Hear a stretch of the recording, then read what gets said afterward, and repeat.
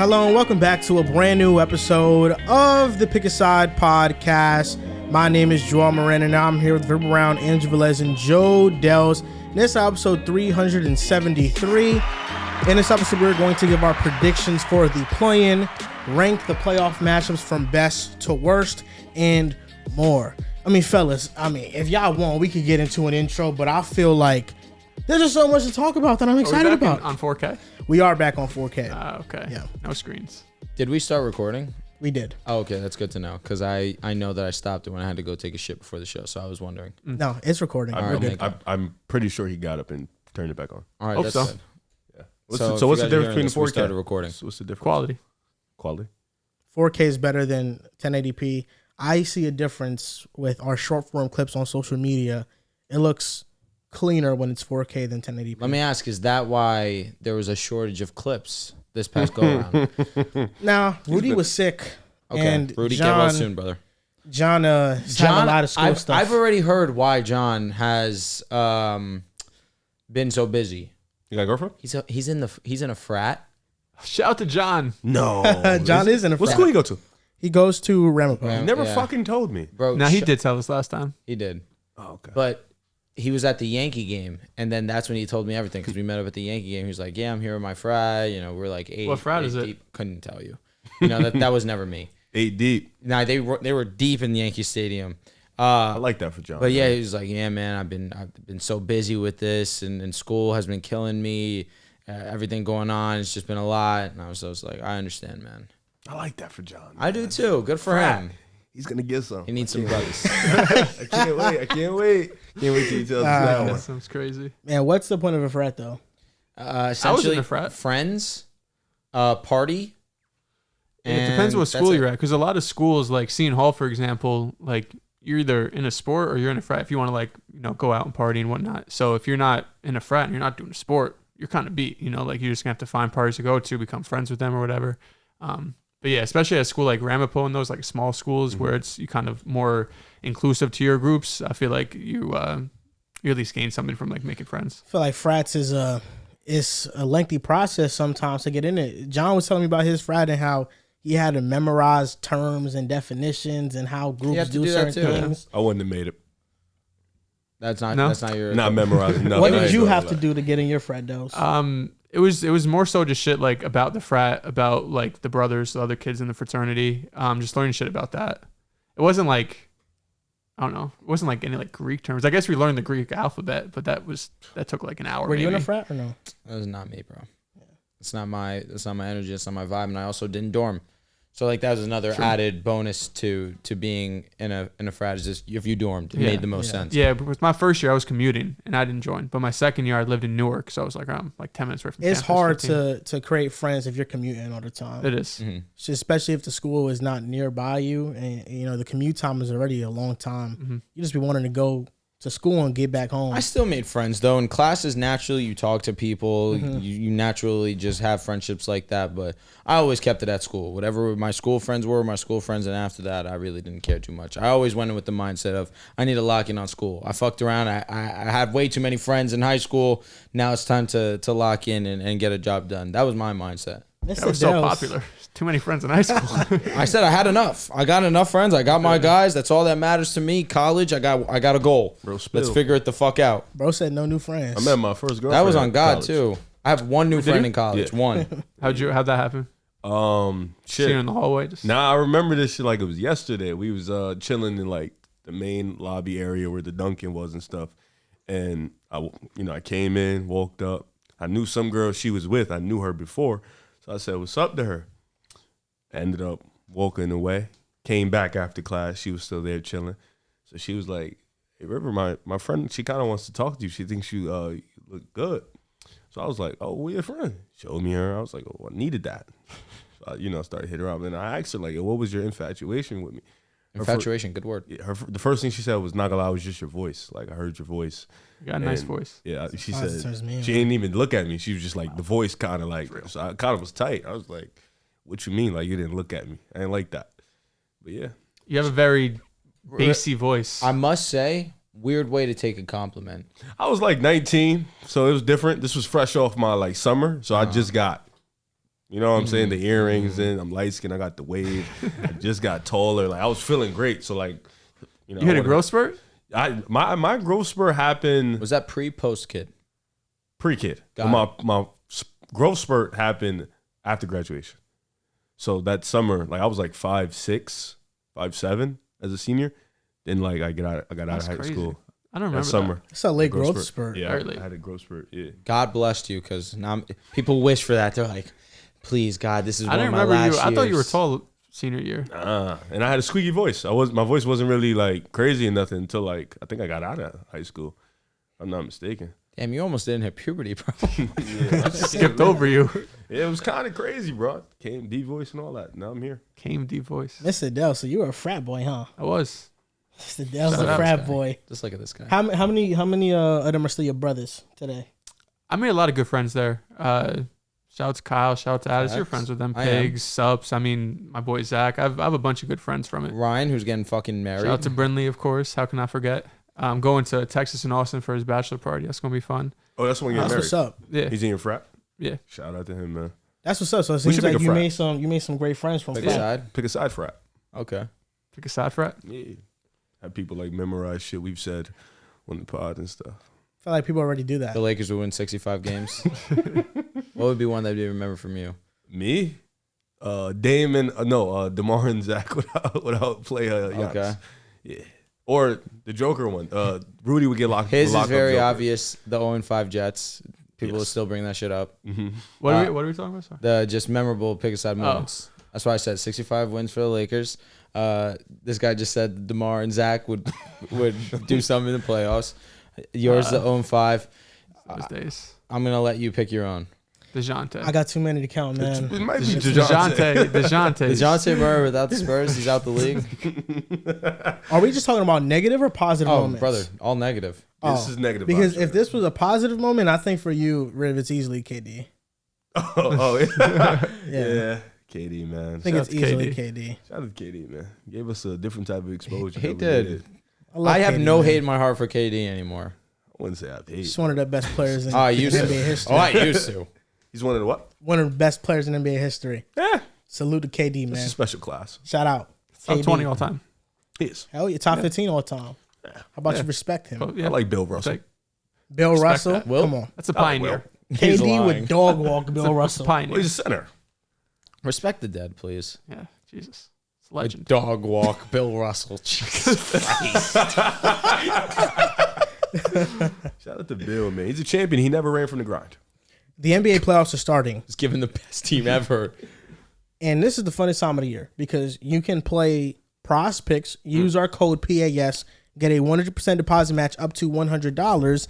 And with the playoffs around the corner, they're about to begin. The playing tournament's about to begin. I mean, this is the best time to play, to get some extra fun out of the games, get some extra excitement, and best believe, I'm playing. Oh, yeah? We're locked in?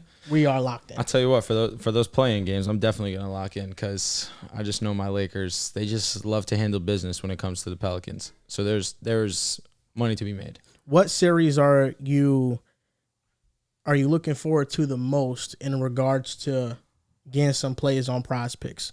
What series intrigues you? Ooh, Clippers in Dallas, easily. I like that one. Oh, man. I feel like that one scares me because the two teams are so drastically different from the last time that they met in a playoff setting. Luka's obviously better than he was. Now Kyrie Irving is his Robin in this series.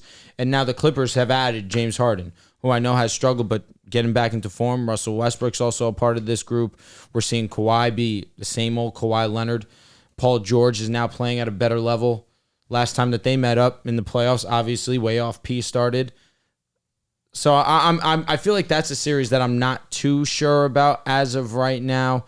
The one that I feel pretty confident would be that Suns and Minnesota series. A lot of less are going to be taken. A lot of defense will be played in that game. I feel similarly about the Magic and Cavaliers series. Okay, that's a good one too. Going to be a slugfest. That's a series that I'm not touching. I'm not touching. The Mavericks and Clippers, Luka is always more. It's always Fair more. enough. More. Especially in the playoffs. More. And in the playoffs, he gives you more. Milwaukee and Indiana is another sneaky one. Two teams who, especially Indiana, they have not been able to play defense all year. Halliburton's back, baby. Yeah, and then Milwaukee has, defense has definitely took a step off. So I think that's a stat game for sure, like stat series in general. Because, Indiana is able to generate so much offense. Yeah, they picked back up offensively. There was a point after the All-Star break that they really did have a lull, but as the season ended, they really finished on a high and got back to that top 3 offensive mark that we've seen them all season long. It'll be interesting to see how they match up. Obviously, understanding Giannis's status is up in the air. So how is that also going to impact Indiana's offense? Are they just going to continue to be as prolific?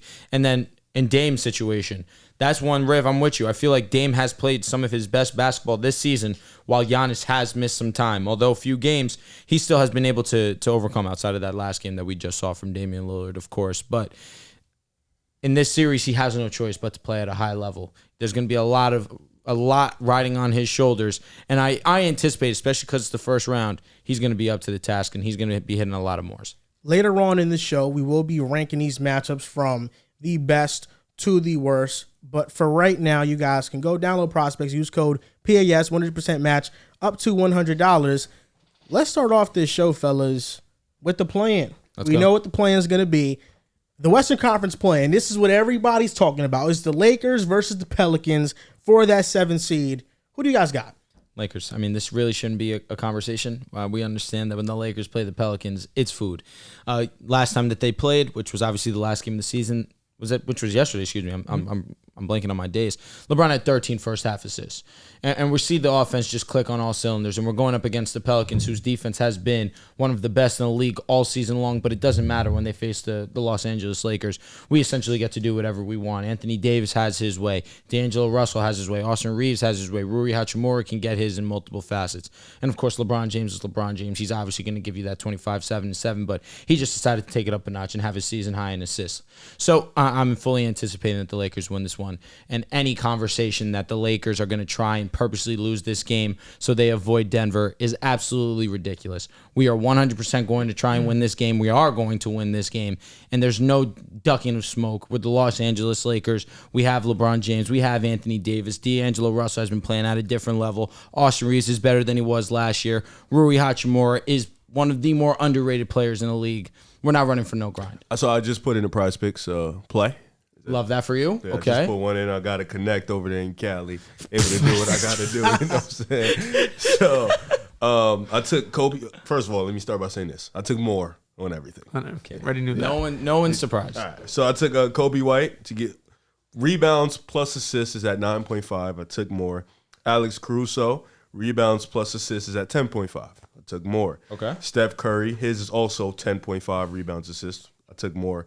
And I took Herb Jones, points, rebounds, assists, 16.5. I took more. More. Interesting. You're a big rebounds assist guy, huh? Yeah, the Steph Curry rebounds assists, I like a lot. Mm-hmm. Herb Jones, I feel like the points, rebounds, assists may be a little scary. Understand that he might be more focused on the defensive side, and we've seen him. Game, no, I think so. I mean, Herb Jones obviously capable of that. You could argue he's the best role player in the league. He really has that type of 18, 5, and 1 against you guys. That's pretty good. And that would have been good enough to hit the more. Would have locked me in. No, it would have. And, that's something that you cooked up for the play-in tournament. Rev, Lakers, 75 Pelicans. to make 750. We're here.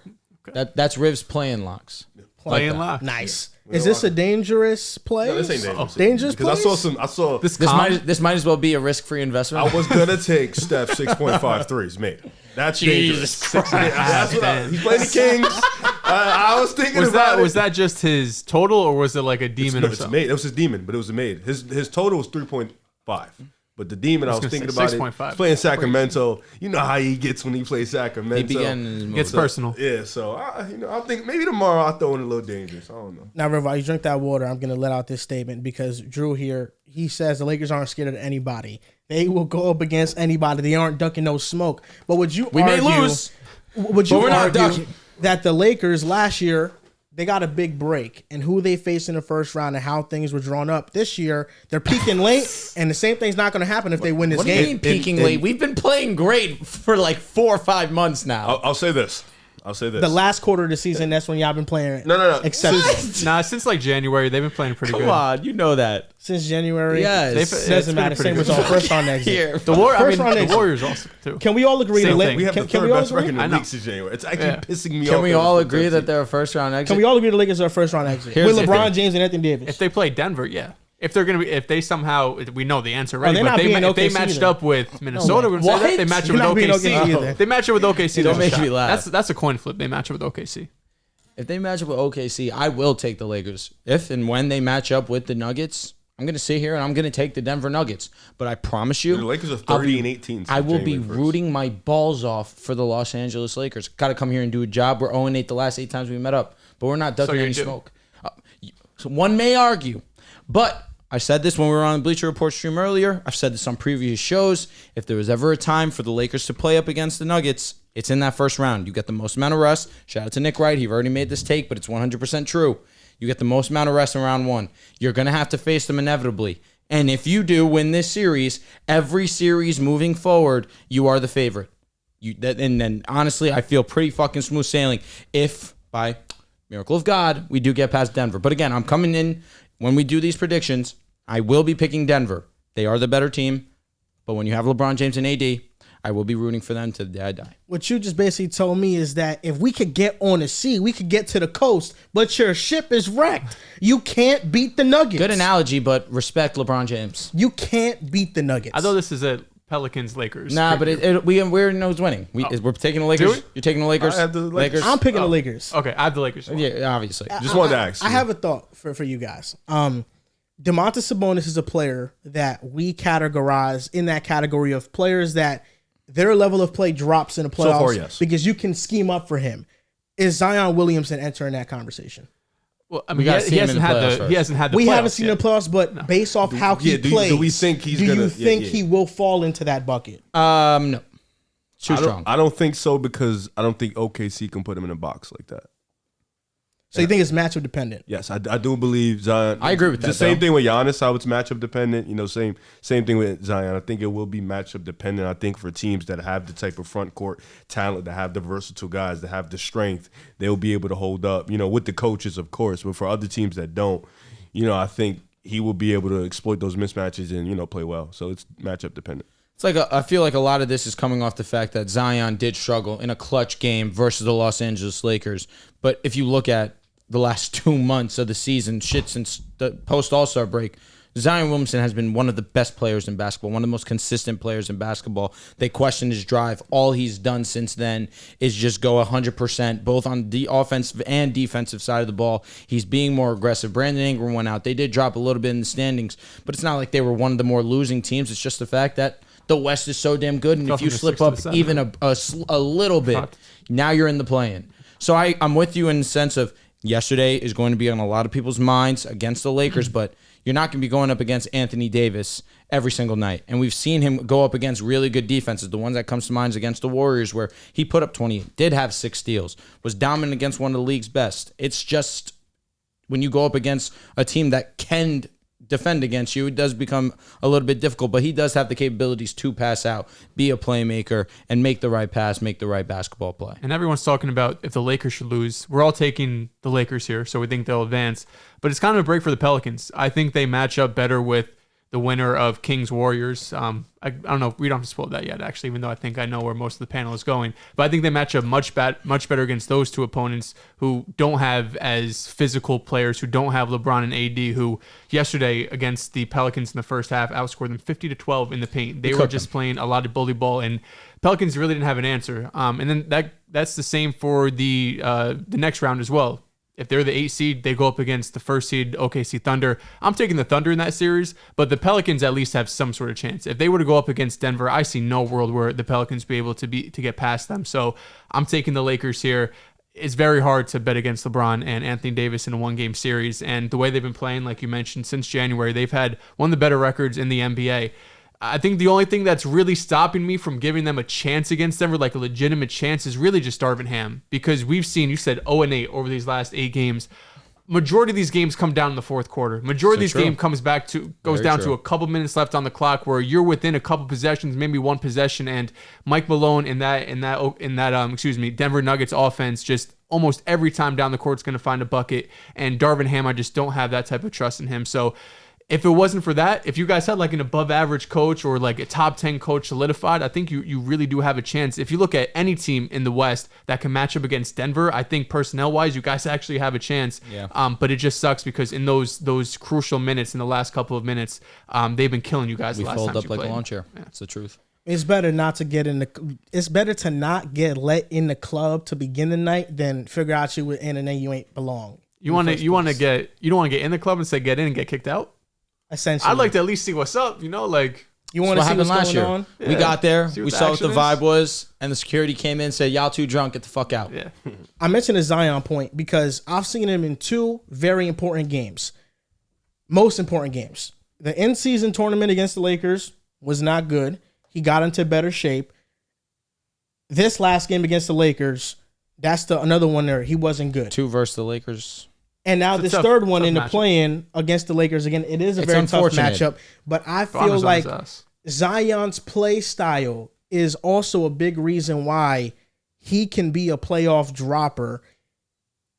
771 of his field goal attempts this entire season, have been layups. Of course. His second most taken shot type has been jump shots at 189. There is about a 600 shot type difference between layups and the second type of shot that he takes.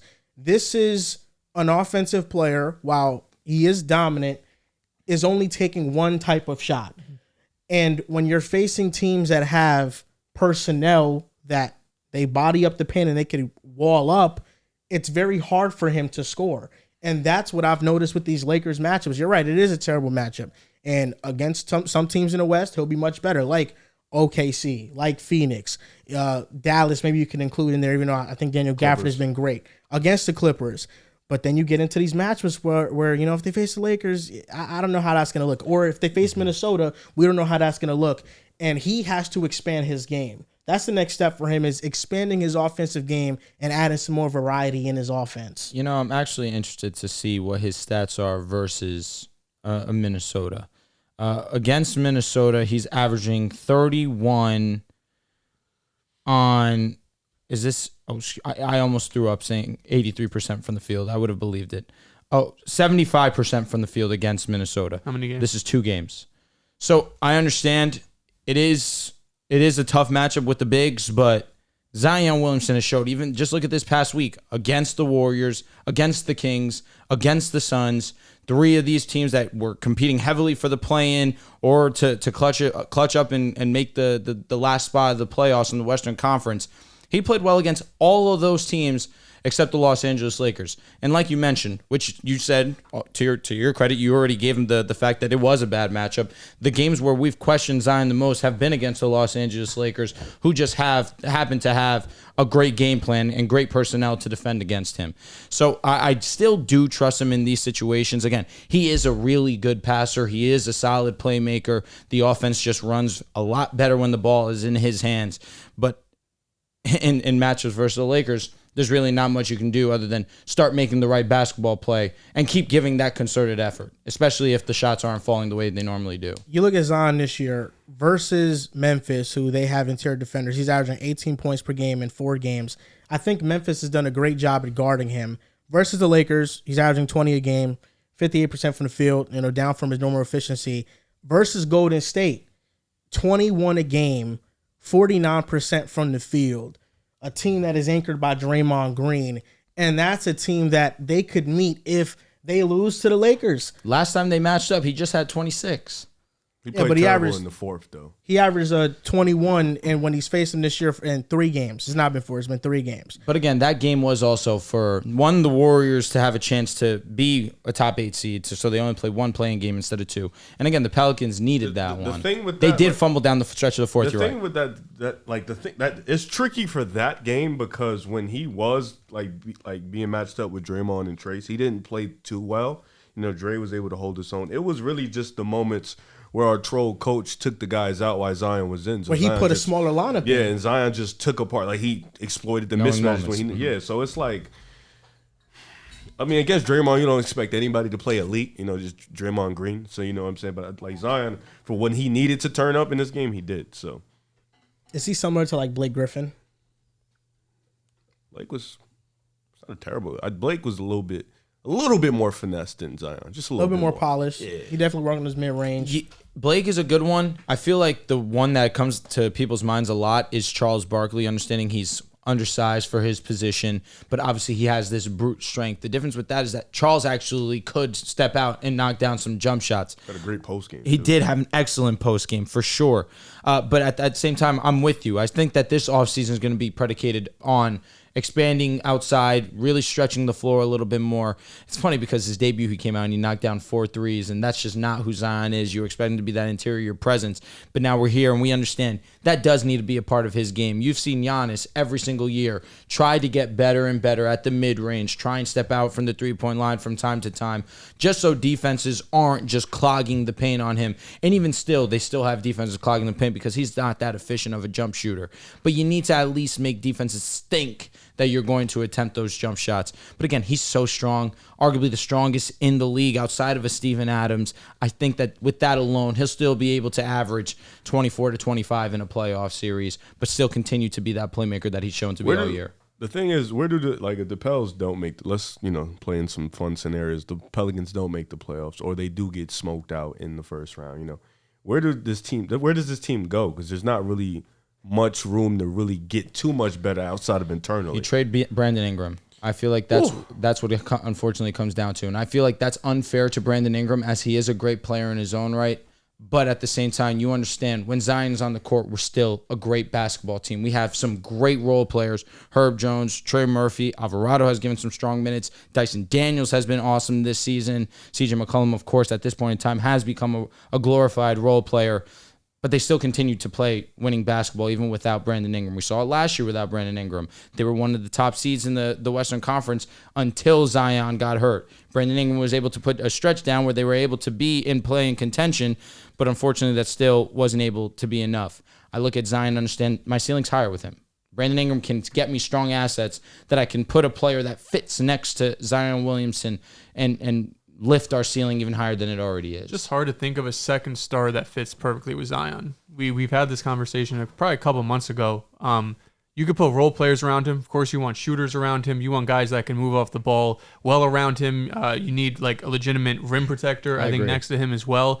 But it is hard to think of kind of that second star if you were to move off Brandon Ingram, because it feels unlikely you trade Brandon Ingram and trade up into a player. Mm-hmm. Is there a world where Milwaukee wants to tear things down? You could trade Brandon Ingram and picks, and Dame wants to come, but then you have CJ there. So I'm just going through my head trying to think of players who could be available. Now, this name always comes up when you think of a big or obviously a bigger type of player, especially because of recent Trae Young. Like Trae Young, they've needed a point guard for years. They had Lonzo Ball. Lonzo Ball ends up Zion goes playing away. off ball now? You're going to Trey play more off ball? That's fair. Tried that with DeJounte. But the pick and roll would be unbelievable. It should be.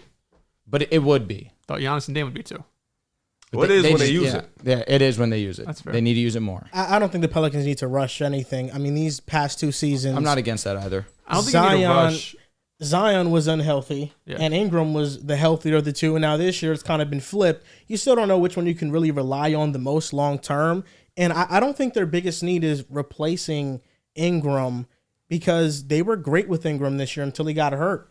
Well, he just asked, if they fail and they don't make the playoffs, where do you go from here? You just run it back again? I wouldn't run it back with the same team. I would add a center. New center, yeah. I think if they get somebody like Nick Claxton, and they gave away their pick this year, that would be great. Like they don't want, they're getting next year's pick, they're letting the Lakers 2025. keep this one, so. Because I think if they get Nick Claxton, it now allows them to be a small ball lineup all the time, because Jonas gets played off the court in 80% of matchups. Mm-hmm. So if they get Claxton, that's not going to happen, and they have reliable center play. Because whenever they want to go small, they just put Larry Nance in there, and he's just not as good as somebody like Claxton if you were to have him. What is Claxton costing you? I think he's going to OKC. That would be awesome. He's getting a nice bag. 2025. I was going to I'll say say 25. this. He goes to Claxton. He goes to Claxton. He goes to OKC. Lord have mercy. That's why I don't think New Orleans necessarily needs to rush it, but I think you have to have a real conversation about the West is getting better than us quickly. Like next season with the Grizzlies back, they could probably be better than the Pelicans. You already have OKC. You already have Denver. You have young and up and coming teams. These old teams fall off.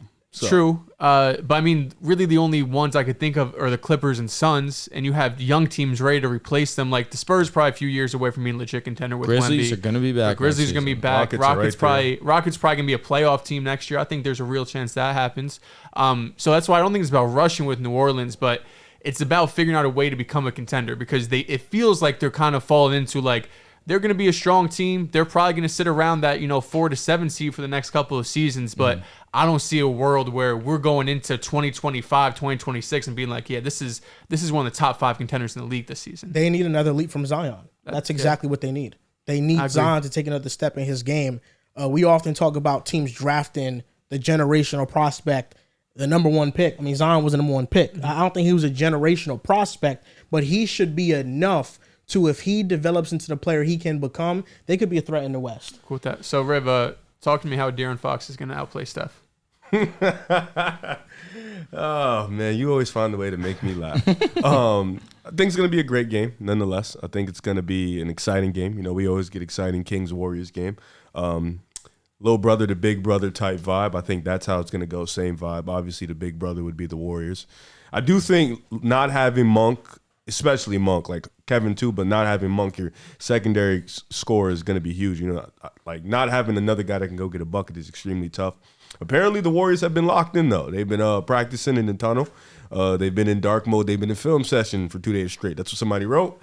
I don't know if it's true or not. They just choked. So, but I do think the Warriors win this game. I think, like we were saying on the stream, I don't think Steph can lose this game. And I think if you do lose this game, you have to really have serious conversation in the summer regardless. But this speeds up the conversation. Now let's have it tomorrow instead of, one of these other days. But I got the Warriors.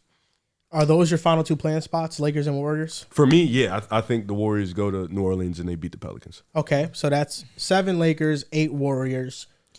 To me, I think this is going to be a great game. Riv, you've mentioned it already. Every matchup, it seems like, with the Golden State Warriors and the Kings, it's a great matchup, and it's a close one at that, too. Losing Malik Monk, not ideal.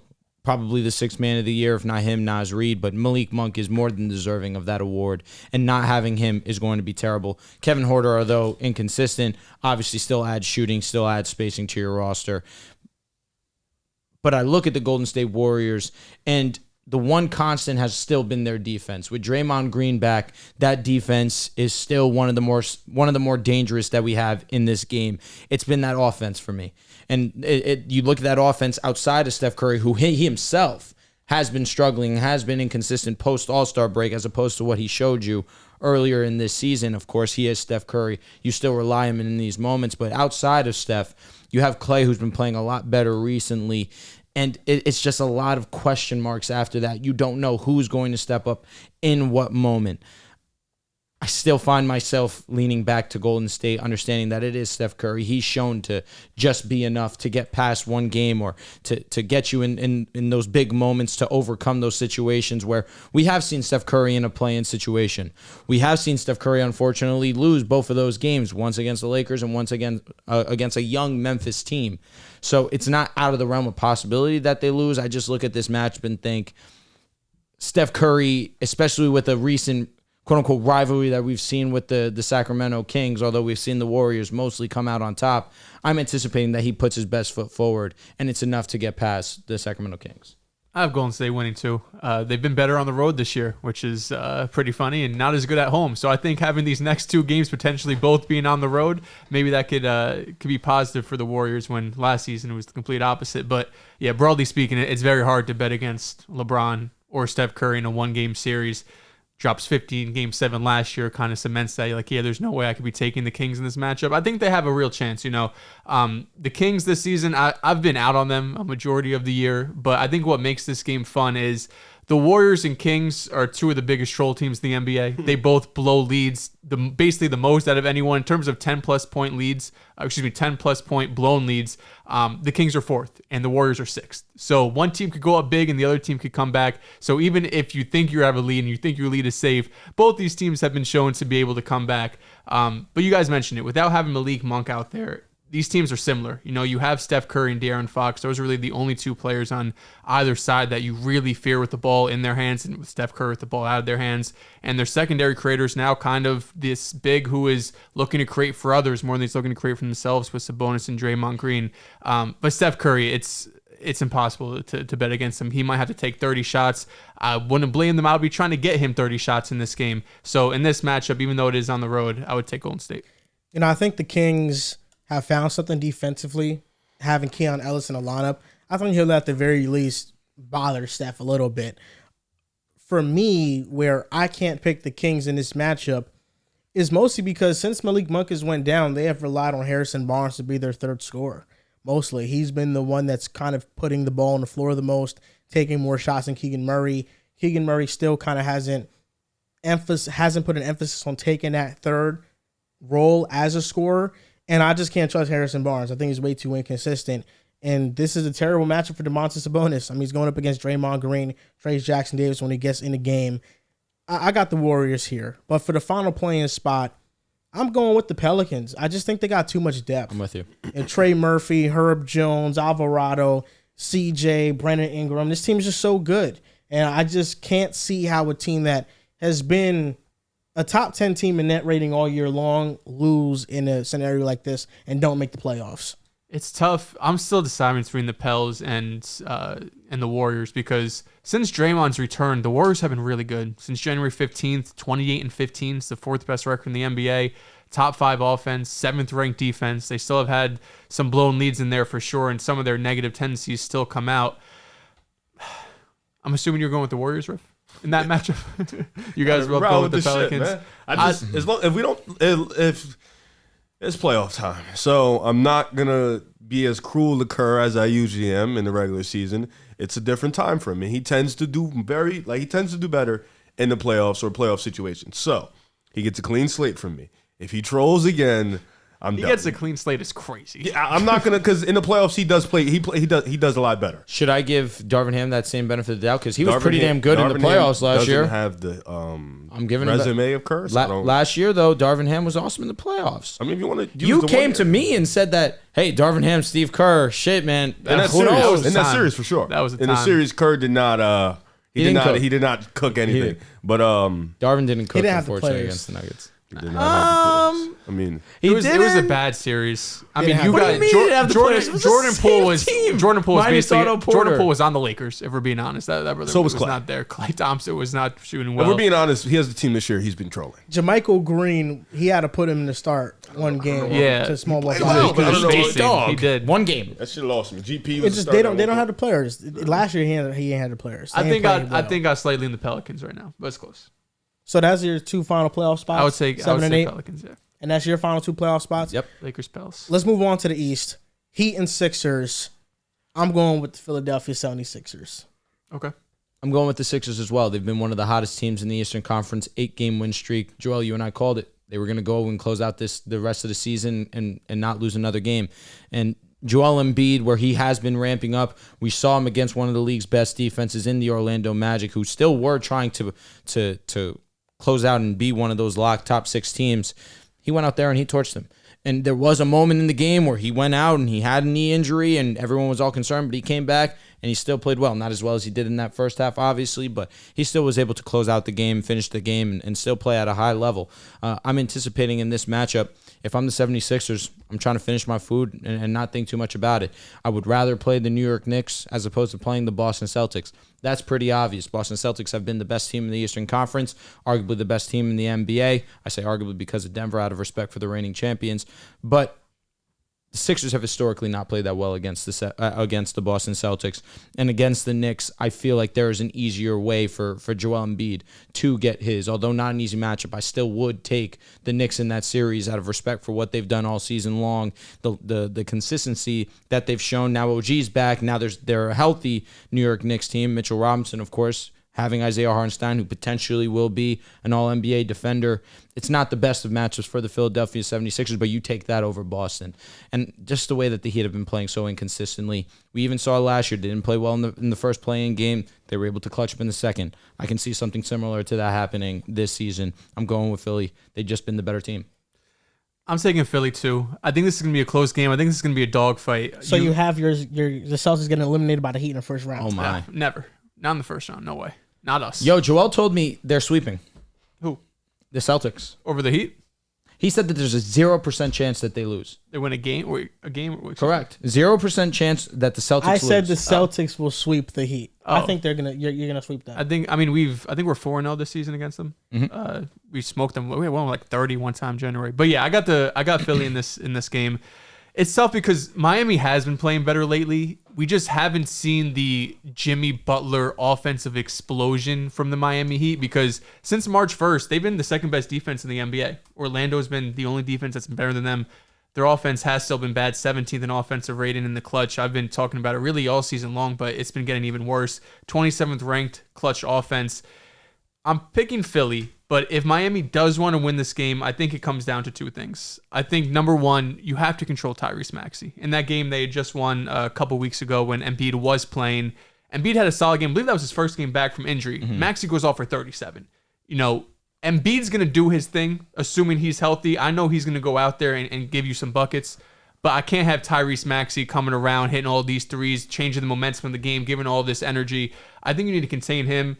And you need Jimmy Butler to be playoff Jimmy Butler. I'm with you. He showed that last season in the first round, some games in the second round too, and then he got injured, had a 30-point game against Celtics, maybe 2 30-point games. So regardless, Jimmy Butler has shown that he could have these offensive explosions. And his whole mantra of this last month has basically been, it's playoff time, you know what that means, and we really haven't seen it yet. And his numbers have only gotten worse the last 2 months in terms of points per game. It's, I want to say around less than 20 points per game in March and in the 4 or 5 games in April, whatever it is. So the whole ramping up process that the Heat and Jimmy Butler have said they're going to do, they haven't really done offensively. Defensively, it's been really good. But I think in this game, I just trust Philly a little bit more with Embiid, assuming Embiid's healthy. This one was tough because I feel like both teams are kind of preparing their different ways. With Philly getting Embiid back, Maxey's playing well again. You have Buddy Hield at the deadline. Now you compare him with Joel Embiid, Tobias Harris, and stuff like that. Like, you have a solid team. You finished the regular season undefeated, which is great. Unfortunately, you're still in the play-in, but they've been hitting on all cylinders with Embiid coming back. And with Miami, it's kind of been slightly, they should be getting ready for the playoffs. They haven't shown you that consistent behavior yet, but it's really hard to bet against Miami, especially in situations like this, because they can show you like random performances where they shoot the lights out, or Jimmy Butler does have 35, and then they can have these moments where they have faults. For me, I think I'm going to go Miami in this one. I think they do bounce back against Philly. I think they come out with a better game plan. I do trust Spo against any coach in the league, and I think he'll have his boys prepared, Bam Adebayo and Jimmy Butler. Okay, going with the Heat. Yeah, it's 3-1 Heat, buddy. You're the only one picking the Heat. I don't think that's crazy. I could see we still see both of these teams making the playoffs. I was the only one that picked the Heat when they played Boston last year. That was a vibes pick. True. Vibes won. You're right. I respect it. But I respect it like hell, actually. Are you picking them if they win, or are you picking them against the Knicks? No, I have you guys beating them. Okay. Yeah, I think you guys win. I will live with being wrong if the Knicks lose. I'm fine with that. The Knicks have just shown me so much this year. I will be fine with being wrong. They're just a complete team. The closest thing to being as complete as, of course, in the Eastern Conference as a Boston Celtics team. It's weird. I think the Heat came into this year a better team. I really like the leaps that Jovic, Duncan Robinson have taken. Yep. Jaime Jaquez has been a pleasant surprise. But I don't know, man. They're just a weird team. I just can't trust them. Even though they have a history of overachieving, I still feel as if in certain moments they catch lightning in a bottle. When they were the first seed 2 years ago, I feel like that was a legit great team. Last year, I kind of felt more like they caught lightning in a bottle with the run that they had. And, who knows? Maybe they go on it again. I'd be happy. Listen, if they beat the Celtics in the first round, I would be Woo! Celebrating. Oh my God. Celebrating. What reason? Oh, well, you are a Knicks fan. I would be celebrating if the Celtics lost. I don't think that's why though. I know it's not why. It's not why. But what's the reason why you hate the What's the reason Celtics, why? I'm really trying to understand. Oh, because they're a super team. I don't like super teams winning. Did you didn't have any? You had what, one All NBA player on that, and there was a second team. That's a I super had team. 2 All NBA defenders. Oh, Yeah, that matters. That matters. you didn't have. Matters. I mean, Tatum was he even your top 5 for MVP? No, he was on the second team. No, so he wasn't top 5 for MVP. One All NBA player, but it's a super team. They could have two. You guys are built off of continuity and having 5 players in the lineup. Why don't you accept I that mean, you're a it's a super team, though? Because I don't think we're a super team. There's a strong argument for you being a super team, but why not embrace it? Nothing wrong with having a super team. I just don't think. I think we have one. I mean, legit MVP player for sure, but Okay. I don't think he's not even top 5 MVP candidate to a lot of players, and we don't have a secondary player who, when you look at some of the super teams in the past, KD, Clay, Steph. You have a top 10 player, you have a top 25 player, you have a top 35 player in the KP, and then you have Top 2 40 probably. All players NBA over there. defenders with Drew and Derek White. I don't think the top end talent is as good as super teams in the past. Oh no! Listen, when we have a super team of I mean, KD I think, and Steph, yeah, it's Golden hard. State was just because their top 2 guys were just so much. Even better when than Bron ask and you, Wade first merged, they're not on the level. Is the 2016 Warriors team a super team? no, No. Even though they had 73 wins? no, they were not a super team. Interesting. They were a great team. They just won 73 games. I don't know. Klay Thompson, wasn't he All-NBA? Draymond Green, All-NBA? Steph Curry, MVP, unanimous? Steph, yeah, but Clay Andre was like Iguodala, one of the best role players? yeah, you're trolling if you think that was. I said best role players. That was What? not a super team. You could argue it. You had an MVP, you had an All NBA player, you had the defensive player of the year, Yes. and the bench. We cannot forget how That was a great really the good bench bench. was. That was, Sean that was an Livingston. elite team. Sean Super Livingston, team? Andre Yes. Iguodala off the bench. So do you think Andrew this Boston Bogut team's was a another super one. He team? just ended Bogut. up getting hurt. Harrison Barnes, solid player. I don't think you have to have an abundance of top end talent to be a super team. You just have to have a great team. Top I feel to like bottom. super team. You gotta have like 2. Yeah, I don't know. I feel like you have to be like damn near locked top 10. unstoppable. Let me ask you a question. When the Warriors, obviously 2016, could you argue they had 3 top 20 players? I don't think Clay was top 20, if I remember correctly. When the Celtics I would got go as together- far down as 25. 3 top 25 players. Yeah. That's still fringe super team. When the Celtics Was had they a were they super a super team, team in 2015? No, Why? because they hadn't accomplished anything yet. But because they accomplished something, they're a And super also, team? they played an Draymond injured Green was Cavaliers as team. great as he was in 2015 and 2016. No, Clay was as whoa, great as he whoa, was in Dre 2015. was the same, as good 2015 as 2016. Yes. In 2015 that he finals was elite. against 2016 he was in also the, elite. against the Cavaliers in the finals, he would have been Finals MVP. Yeah, he was. Of course, he was better. In That's what I'm 2016, saying. but he was still great. Of course he was. because people were arguing he should have won DPOY. Here's the thing. We've seen what the Celtics have been able to accomplish. It's not like they're fresh on the scene. Here they are. Now they're champions. No, we've known about Jason Tatum. We've known about Jaylen Brown. Now they've added Kristaps Porzingis. We're very familiar with Kristaps. Here's the new kid, Derek White, who's really taken another step in his game. We know about Drew Holiday already. Like, these are players that have been stamped. You look at that 2015 Golden State Warriors team. Yes, Steph Curry was still a great player. They had playoff moments, but they weren't anything that teams were really fearing at that point in time. The Boston Celtics last year were favorites to win the whole thing. Going into 2015, if you said that at least my memory's not serving me that well, that going in, the Warriors were championship favorites, I wouldn't say so at all. You had just brought in Steve Kerr. You just fired Mark Jackson. I mean, how can you say going in you thought that this could be a super team? Here's what but I'll say. 2016, they put it all together. the Boston Celtics, when they got their big 3 together, KG was a top 10 player. Paul Pierce was fringe. He wasn't top 10 locked. And then you had Ray Allen, who at that point was still not a high-end all-star. He was more so going out of those years. Yeah. That was labeled as a super team. That was a different time, though. So what we're doing is that we're letting KD joining the Warriors recreate what a super team meant. I don't think originally. nobody was calling 2016 a super team, though. You guys won 73 games, though. I think for the most part, a super team is made up of an MVP, 3 All-Star level Would you players. call the Spurs that year a super team? The year that they won? No, 2016. You wouldn't even get. They won 67 games. But they had Kawhi Leonard, who was their second best player in that year. That was LaMarcus Aldridge. LA was still Okay, LA. he was still good. Would you call would you call him a super team because of how many games they won? Absolutely not. That was a great team, though. An elite And I think team. the Warriors were great. I don't think they were a super team. I mean, like, bro, I you still had the thought, most wins in NBA history. I still think OKC, which gave them a run for their money, was around. San Antonio was another team that was still. Yeah, we blitzed the league in the regular season, but I don't think they like the super team. Miami was called the super team because D Wade and for LeBron sure. were top 5 Absolutely, players in and the Chris world. Bosh was also top. You could argue top 10. That's what I'm saying. You So could argue. that's the difference. I don't know. So in 16-17, Super teams can get beat. They had We've seen Kawhi. that. The Rockets won 7 games with that best team ever. yeah, What team? The Golden State the Warriors. Warriors with KD. Oh, they were in the super team, though. No, the KD Warriors were a super team. Oh, yes. My yes. point being, I'm saying super teams can get beat. Yeah. So in 16-17, the They Spurs didn't in had that situation, but you know, Kawhi, Aldridge, Paul Gasol, Tony Parker, Patty Mills, Ginobili, Danny Green. That's just a great team spearheaded that is by a great team. player. Absolutely. And Kawhi took that next step in his game. And the 67 win team was Kawhi, it was LaMarcus Aldridge, Tony Parker, Ginobili, Tim Duncan, Patty Mills, Danny Green, Would you ever label Boris Diaw. the 07 Spurs as a super team? Shit, man, you could make that argument too. I definitely think that the Spurs that beat the Heat are super teams. 2012, 2013? Yeah.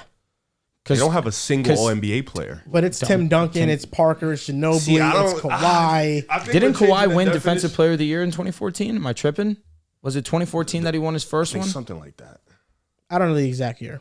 But that was the year that they won the championship. That was the year that he was finals It was a MVP. great team. Let me know if I'm wrong. Were they even favored in that series? No, I think Miami was. No, they wasn't. I was gonna say I think Spurs was. I know that Heat team was not. Kawhi won in 2015 and 2016. 2015. Got He it. was back-to-back DPOY. So it was that year after he won Finals MVP. Okay, got it. No, but that I think I'm with you, Joel, because Tim Duncan was still a great player. You could argue elite, just given his skill set. Tony Parker in that Finals versus the Miami Heat will always give me Their nightmares. highest point per game score was 17. 17. Mm-hmm. And then it went to 15, then 13, then 12, 11, 10. I mean, their identity really wasn't Different offense. I think it's a combination of the roster and just how much better you were than every other team in the league at the time. I'm with you. And I think the Celtics, from a record standpoint, I think that they've argument's blown fair. everybody If out you want the to say water. like top 5 or top 6 net rating whenever they finish with 13 game lead or whatever it was, I think that's fair. It's yeah, just because by net rating and advanced stats wise, this year's top Celtics 5. are one of the greatest teams ever, statistically. Shout out to Coach Joe. Gets the most out of us. Yeah, so based off that, I mean, this year San Antonio only won 3 more games than OKC. They only won 5 more games than the Clippers. So, Well, you It's also 2014, you're tough saying? East. I'm saying the East this year not tough in terms of other teams had tough seasons with injuries. And shit, even this whatnot. year, Indiana was only 6 games off. I feel like with the Warriors pre-KD, it's hard to make the argument that they were a super team off of top-end talent, but the slogan was strength in numbers. What made you guys so overwhelmingly great was just your bench. They were great. And how It was a great great the team. bench was. You want to say 2016 was a super team because of what they accomplished after? That's really what. fine. Yes. They didn't win, so I don't. I've never heard of a super team being labeled that they didn't win. Winning 73 games, though, All right, here we go. Super That team. is pure Super dominance. team that didn't win. The Brooklyn Nets. That was more because of injury, though. that was a super team. Though. It was a super team. That's right? Sure, but that I don't think they don't get the label because they didn't complete the mission. They just were injured. Like their super team didn't even play for real. But the idea of them was, they have Harden, they have KD, they have Kyrie. So you think the Celtics are a super team, this current version right now? What we're seeing? Are the Suns a super team? When they won 65 No, games? he's I'm saying saying- this year. Or right now. KD, Devin Booker. I've never thought highly of Bradley Beal, so I would say no. we had that argument beginning of the season. I want to say With Boston, you can make the argument. I could see both sides. Like you guys being so far ahead, you guys have literally 4 all-stars in your starting lineup, 2 All-NBA players. You know, you have like the East isn't good, but at the same time, you're blowing the East out. So it's like it has it. Like I would say but I can see the argument for no because like he said, the label on Tatum is he's not that good compared to the other guys. Jaylen Brown, same thing. But like Drew Holiday, Kristaps, Jaylen Brown, that's like the best starting 5 talent wise by far. I think they have probably the best 3, 4, 5 in the NBA. Yeah, I think that's so fair. like it's Like it's a clearing. That's like, not even close, actually. Your fourth best player is better than some team's third best player. Shit. So Some second. You could Phoenix. argue. Like Phoenix, Kristaps or Bradley Beal. That's easy. Derek White or Bradley Beal. That's the question. But That's see, the the fact question. that you know what I'm saying? That's Like, 3, 4, so it's 5. like, I think that's shit facts. kind of tough, bro. Bradley has been playing well, though. He has. He has been. Yeah. Shout out to Bradley Beal. We're so moved. Listen, we That was all know disrespectful. the Sixers Heat. They're going to advance, get the 7-8 spot. If they don't, I'll be shocked. You guys have. This is a big game for you. Big game. Big game. Bulls Hawks. Yeah. We know where we're going. You know? So what's the bet again? Let's just So Riv Remind the audience. Riv officially won the original bet. It was who finishes higher in the standings. Riv won that initial bet. The Got Bulls messy, but we got here. Yeah, we It finally did did get get messy. here. It got messy because I was fucking around, but obviously I I knew won what my time it 50. I'm was. up 50 right He's now. up $50. Here we are. Double or nothing. If the Bulls win, he gets a hundo. If the Bulls flat. lose and the Hawks win, 0. okay. And then our bet between you and I did lose. The Mavericks did clutch a top 6 seed. So I will be sending you some bread. You could just take it off the top from what we get paid out. So You go home for the Hornet one too. Correct. What was the Hornets? I'll tell you what, it was a good year for this. I think we had like a 3-way thing because he believed in Brooklyn. So it was like I had Orlando versus Brooklyn. He had Charlotte versus Brooklyn or some shit Shout out to Orlando. No, it was Toronto, but they traded Pascal and OG, so I was cooked either way. Always in the cards. Yeah. Always. They didn't trade him last year when it made more sense. They said, wait, last year your contract? Let's do it. you let the heartstrings sing the tune for you too often. Toronto man. fans love me, and I love them. The Charlotte and Toronto agendas. Hey, well, Charlotte I didn't bet on. I thought that they had. I thought it was Charlotte. No, it was Toronto. So did I, though. So for your sake and the audience that really loves and cares about you, they're hoping the Hawks win this game. That's what they're hoping. I think so. Riv says that he's the fan fave though, so maybe they're pulling. You for could him. tell we got so many new viewers into that Mavs video because it was all just pink shirt, pink shirt, pink shirt. It was like no Drew. I love that though. They hate you. That's all right. They called me pink shirt, but they're just like, hey, he looks so dumb in that pink. I was looking tough. I looked fly. thought he Really All that couldn't means say is that much. we're attracting a new audience. That's I love all it. Now that we did well. That's Love why I the had fans. to embrace the villain role. I think I give a fuck Yeah, I was about in Sean the Discord talking the other day, and I was like, AR doesn't really have he's like universally loved by everybody. He needs a hater. Hey, Anthony Richardson? Yeah, he needs a hater. Anthony He needs Richardson. he needs Where's somebody this to coming from? because I was thinking because he was talking about how the Mavericks fan he embraced the hate, and I was thinking like everybody wants AR to succeed. I mean, if you're a Stroud guy, same Nah, division. he needs a guy to hate on him. You I'm know gonna who step up. the flip who the flip script the script flipped on in a blink of an eye? It was Jalen Hurts. Once Yeah. the internet started saying Jalen Hurts needed a hater, oh yeah. oh the Yeah, hate the memes OD. started coming Oh, out. yeah. flying. Bro, people, oh my God, 2 years ago, Jalen Hurts could not do anything wrong. Nowadays, I don't know if he can do anything right. All he did I'm was locked in. sit down at a Philadelphia 76ers He does say basketball bullshit game, sometimes. and he just waved to the They fans. said he's too perfect. That's He is low, like the hair, the teeth, like the smile, like low funniest thing I saw- jewelry, the jewelry, fittest, the guys he has has a female team. Like that's he fake be cooking. He get fly too. It's because Jalen Hurts was making guys feel some type of way, and they were just like, "Oh no, I can't embarrassing. feel this way. It I'm was his feeling all post-games, bro. insecure. His post-game Get comments these were thoughts nuts. out of I my love the head." post game comments. I seen some tweets, man. The tweets was man, this guy just thinks he's too fucking cool. Huh? Yeah, cool guy. I'm AR's new. I will say though, That's a tweet from an insecure ass human being. I will say though, the constant quotes in the pressers, it did get old. It did get 100% That's all he old. knows. That is all he knows. That is all he honestly. knows. The way, it's just But the way then he doesn't talks. do it You imagine, purposely, just I think y'all he has to do it y'all was 10-1, they was fine. Once y'all amazing. started losing and he kept Games got bad. bringing in them Welcome quotes. to the NFL. Yeah. At least he stayed consistent. He did. What do you want? What do you want to he stop? used to piss me. stop being witty? We lost to Seattle, bro, and I watched the post. I That was was the so worst loss of the mad, season by bro. far. So Because bad. he That wasn't was so saying bad. anything for like 20 minutes. He was just like, we're gonna see the light at the end of the tunnel. I was like, what the fuck? All right, are you that's we fine. cook- That's can a we fine cook up? comment. What are you talking? Like, no, bro. Right now, can we cook up some Jalen Hurts presser quotes? I want nothing to do with this unless it's Because the positive. first one I either. cook up with after that Seattle loss, I wouldn't have been shocked if he came in and said the Warriors are made by the scars on the That's armor. hard. Bro, we don't want to hear that shit after losing to Seattle, bro. All right, Like, we hold- just He's hold got to on, be bro. the leader Hold of on. men. Philadelphia has a whole entire post made off of Jalenisms, which means Nuts. this is things that he has said. No, that's fire. This is easily the GOAT one. I had a purpose before everybody had an opinion, It's not about anybody else. That one is dope. And then he lost the Super Bowl. God fucking forbid. Why do you And he was amazing. Mahomes, baby. Yeah. Mahomes. Burrow lost Super Bowl. Who cares? It's Patrick Mahomes, baby. You know why? You know why? Watch how you talk about Joey B. We got him. You know why? Yeah, you know why. We got him, I had to defend Joey B. I said who cares because that's not the That mark was of an what makes a emphatic great who player. cares. He Yeah. carried that franchise to the Super Bowl. Another the Eagles in 2017 made the Super Bowl and won. Nick Foles got it done. You excited about that, Big didn't Dick you? Nick, Yeah, baby. I bet. Yeah. Got it done. This arguably is the go one. Keep the main thing the main thing. Absolutely, he cooked. That's just you can use that in anything in life. You've been quoting that on the podcast since he dropped You it. have. Absolutely. Yeah, I mean, it's an amazing quote. I love it. Shout out to Send Jalen. that first one though. I need that for No. Instagram post. That's going to drop. This Yeah. one, 10% of life is what happens to you. 90% is how you respond. God damn. I feel like I've heard that before. God damn. He didn't come up with that. Let him He didn't come up cook. with that. Let I've him been heard that. He's just stealing quotes. Yeah. That's your first time hearing that? Nah, that's why I've heard that. He That definitely first quote you said was his swag. best quote to me.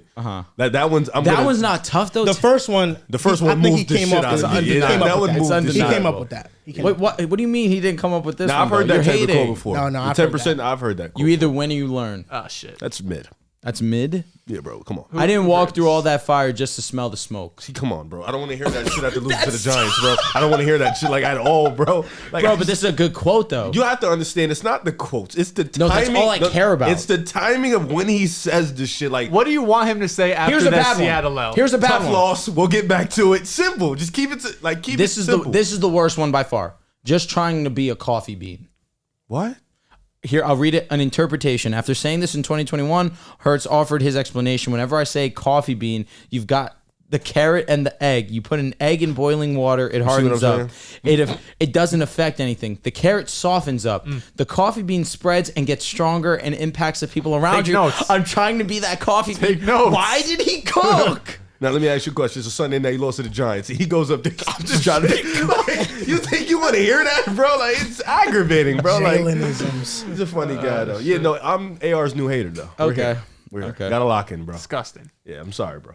He needs Before one. we 10% get of life is what happens to you. 90% is how you respond. Before we get in depth on the first round playoff matches that we know are going to happen, really quick, we're going to rank these on the ones we are most looking forward to 1 to 4. Yes. We can start off at 1 because we got to talk Easily. about the best series. That's easy. Clippers and Mavericks. So, playoff series we're most looking forward to ranked 1 to 4. Number 1 is it consensus Mavericks versus Clippers part 3. It is consensus for me. Yes. And we know Luka Doncic is going to win that, baby. We know that. We know that. We know that. We know that. Do you think differently? I said that. I'm going with the Clippers. Kurt said, keep the main thing the main thing. Talk, That's exactly. one. Number 2. I got Mavericks in 6, man. I can give my prediction right now. Right already here. It did. don't matter. We already did. So you give our got Clippers prediction. We in had a whole 7? I have segment. Clippers in 7. Clippers in 7. What do you got, Dehls? I got Mavericks in 6. Number 2, I Has don't to know be. if you guys have the same Has one. to be 6. Why? Because you don't trust. You don't think Dallas is going to win in 7. They could. They could easily win. They're just better than them. That's why they're Easy going to win what? 6. Easy what? If they went to 7, it's not just better. Suns in Minnesota, number 2. Yes. The Suns and Minnesota were number 2 for me. Boom! Let's stop right here. I'm glad we got to this point. And I'm glad the Suns in Minnesota are playing. I'm so glad. And I love it when my fellow brothers' agendas play each other. Because now, Fire. well done, Riff. Way to call this out. I get to ask good at questions his job. and I get to expose them. So Joel, my brother, you are an honorary on the podcast. Honorary Minnesota fan. Those are your brothers. I love the Timberwolves Love the to death. Timberwolves. You love the Vikings. That's your home. I give you that. Because of your girlfriend, shout out to Jess, you are now Phoenix Suns. You lock in. Of course, you love Katie. I will give you that note. I like the Suns. Yeah. So, Yes. so these are your teams that you've been riding hard this year And a I've little heard bit last year. I can't give up on the Suns all season. You can't. That's You've all I've heard. It has to. The flip has to happen at some point. Even though they lost to PG and Russell Westbrook the other day, we kind of ignored that, but it's cool and whatever. They were down 40 at one point, but at some point, Dehls, he said the flip has to switch eventually, right? The lights got to come on. So like, The switch has to flip. switch has to flip has to switch. Who cares? Talk. What are your thoughts on this series, man? Have you guys ever seen the meme where you're tearing up and you have The gun. the gun pointing? That's You into got to choose Minnesota. one. This is how I feel. The Wolves drew the worst possible matchup. This year, Where's fourth quarter team? we know worse? It's they crazy. are elite defensively. This year, the Timberwolves have been an elite defensive team. 64.8%. The Wolves allowed that percentage of shots from the restricted area and 3-point area. They only allowed their opponents to take 64.8% of the shots in those areas. That was the league's lowest opponent rate. That was the league's lowest opponent rate. It makes sense. You're building your defense off of limiting threes and attacking the paint. Two of the most efficient shots in basketball, most used shot types. Phoenix is a mid-range team. Guess what? They don't really attack the basket. Guess what? They are on a high-volume three-point shooting team. This is a series where if the Wolves win, it's going to be because of one of two reasons. Either Anthony Edwards is the best player in the series, and I'm not saying he's not capable of it because I think he is. Not or with a series Cat. with Kevin Durant. Or Devin Booker. Bro, But I seen Anthony Edwards average 30 plus in the playoffs before, so I can see that. Historic No, I last know, year. I know that. Or Cat shows up. But in this series, the Suns have two of the best three players in the series. The Suns are going to win in 6. I think they're winning this series. It's a terrible matchup for the Wolves. It's a terrible draw. It's a terrible draw. The Suns are winning in 6. Imagine that. Hey, Minnesota fans, y'all heard it here first, man. Tough season for Minnesota. Top 3 seed, and you're losing the first round. You know, tough. Are you going with the Suns also? We're just talking about exciting teams right now. We're not making our predictions right now. You can make your predictions, man. just Don't wanted take him the to easy make his prediction. coward's way out. I'm gonna wait. So number 2, we all have the Suns and Timberwolves. That's the most I do think entertaining it'll be one. exciting, even though the Suns have whipped their ass 3 times. So you're really not picking a winner here. I can give my Not prediction. yet. I'll pick it later. I'm going to go with the... Dehls, can I pick it later? Is that Well, okay? are we all gonna? We should either all pick it now or all pick it later. I'm going to give it right now. You can go last so you have time to think because this guy doesn't know where he's going right now. I believe it. Unless you know in your heart. I know where I'm going. All right, I'm going with Minnesota. Understanding that their defense has been the best all season long. The offense has been a question, but now you get Karl Anthony Towns back, and I understand that he did come back late into the season. Obviously, damn near last game of the season, but it's better to have him than to not. Anthony Edwards has been sensational all year long, too. Understanding he's going to make his All-NBA team, and Rudy Gobert has been anchoring down that defense. You have Jaden McDaniels, Mike Conley's been one of the most efficient three-point shooters. Kyle Anderson, who has not been one of the most efficient players, but defensively, obviously, you know what he offers you, Nickeil Alexander-Walker. This is a great, sound team. Offense is obviously the concern, but we understand that with the Suns, we've seen them be the epitome of inconsistent, especially when it comes to that fourth quarter. I'm going to trust what I've seen all season long. I'm going to go with the team that, you could argue lacks experience, but they already felt that heartbreak last year against the Denver Nuggets, who did win the title, obviously. They lost to the better team, but they lost to the Memphis Grizzlies, a series that they lost in 6, and you could argue they should have won in 6 games. Lost to the better team in Denver. Obviously, they were undermanned as well. That definitely took a toll on them. But this year, you're basically at 100%. There's no excuse. And the Suns, who have been, again, the epitome of inconsistent, I'm going with the team who has just been more well-rounded, more consistent. I'm going with Minnesota, even though, like you already said, they do have 2 of the 3 best players in this series. But I'm going with the better team, and that is Minnesota. Who you got, Riff? I'm going Minnesota, man. Listen, the Suns just all year long, man, they have not been good in the fourth quarter. All year long, they have not developed a proper, consistent winning formula when it comes down to those stretches. And when you watch this team, it's just a bunch of turnovers, stuff like not getting in sync offensively. And shout out to Grayson. He digged it back. Got to shout out him for nice little calm, $18 million a year, something like that, calm back. Great deal. Yeah, I just think with Minnesota, the Phoenix Suns are going to attack the mid-range area. They're going to get to their spots. I think Minnesota just has the perfect one-on-one defenders for this type of matchup with the perfect help side defenders. I know, Nurkic is going to be able to play in this series, which is going to be an advantage for Phoenix. But I just look at Ant. I look at Jaden. I look at Rudy. Cat's coming back. That's going to be huge for the Mike Conley. I look at them boys, Kyle and Nas Reed, when they come in. I just think defensively they'll be able to hold down Phoenix just enough until them fourth quarters. And I feel like they're not as volatile like the Suns in the fourth. You know, I know they have their blunders too, but there was a point in the season where, and I think they still do, they have the most wins against top teams, if not, and they were one of the most clutch teams in the league in the first half of the year. So at one point they've shown me it, and Phoenix has yet to show me that all year. So I'm going to trust what I've seen from Minnesota consistently. And I know, you know, the Suns have Devin Booker, they have Kevin Durant, but I think Minnesota's suffocating defense can warrant some real issues for them. You know, Phoenix can get small at times, and they don't have many bodies though. If Ant takes that next leap, because he did say, you know, it's playoff time, he's war ready. So if Ant takes that next leap, I think this team with Cat, if Cat learns how to be aggressive, be a bully, you know, be more, you know, in the paint, in the post, you're going to have a lot of mismatches in this series with these guys. I think Minnesota can get it done. So I got Minnesota. I ain't going to say how many games, but I do have Minnesota winning. 6 or 7? I don't know, man. I'm feeling 6, personally. I'm feeling 7. This is tough. I hadn't made my decision until I think you finished, Riven. I was going back and forth in my head because whoever loses, the conversations around them are going to be so nasty. The pressure on this series, there's a ton of pressure. Same thing with the Clippers and Mavericks because the Wolves have been the 1 seed, if not 1, 2, 3, within a half game all season long. You know, they figured out kind of the two big combination after they struggled a bit last season. Of course, had injuries last season too. Anthony Edwards got better. This is Jaden McDaniels post getting a bag. This is Naz Reid having a breakout season. So they've had so many positive things happen to them this season. And if they were to go out in the first round, I think regardless of Ant being young and Jaden being young and Kat still relatively young, I think we looked at as a pretty big disappointment. Suns, though, same way. This team was built to win a championship. So I think there's even more pressure on them because it's not even about getting past round 1. Like, you need to be a legitimate contender for you to look at this roster and justify paying it. Now, shout out to their new owner, shout out to Matt, because he's willing to pay it. Just gave Grayson Allen that contract. You have 3 dudes on a supermax. He's willing to pay that bill when it comes up.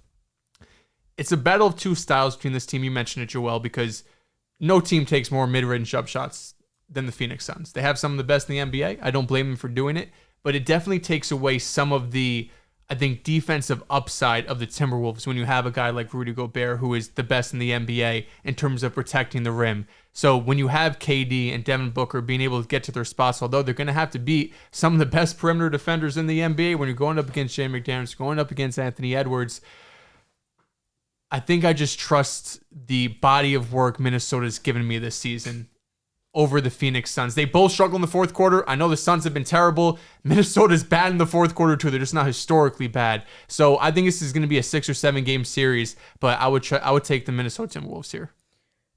Number 3, maybe we're going to have a difference of opinion.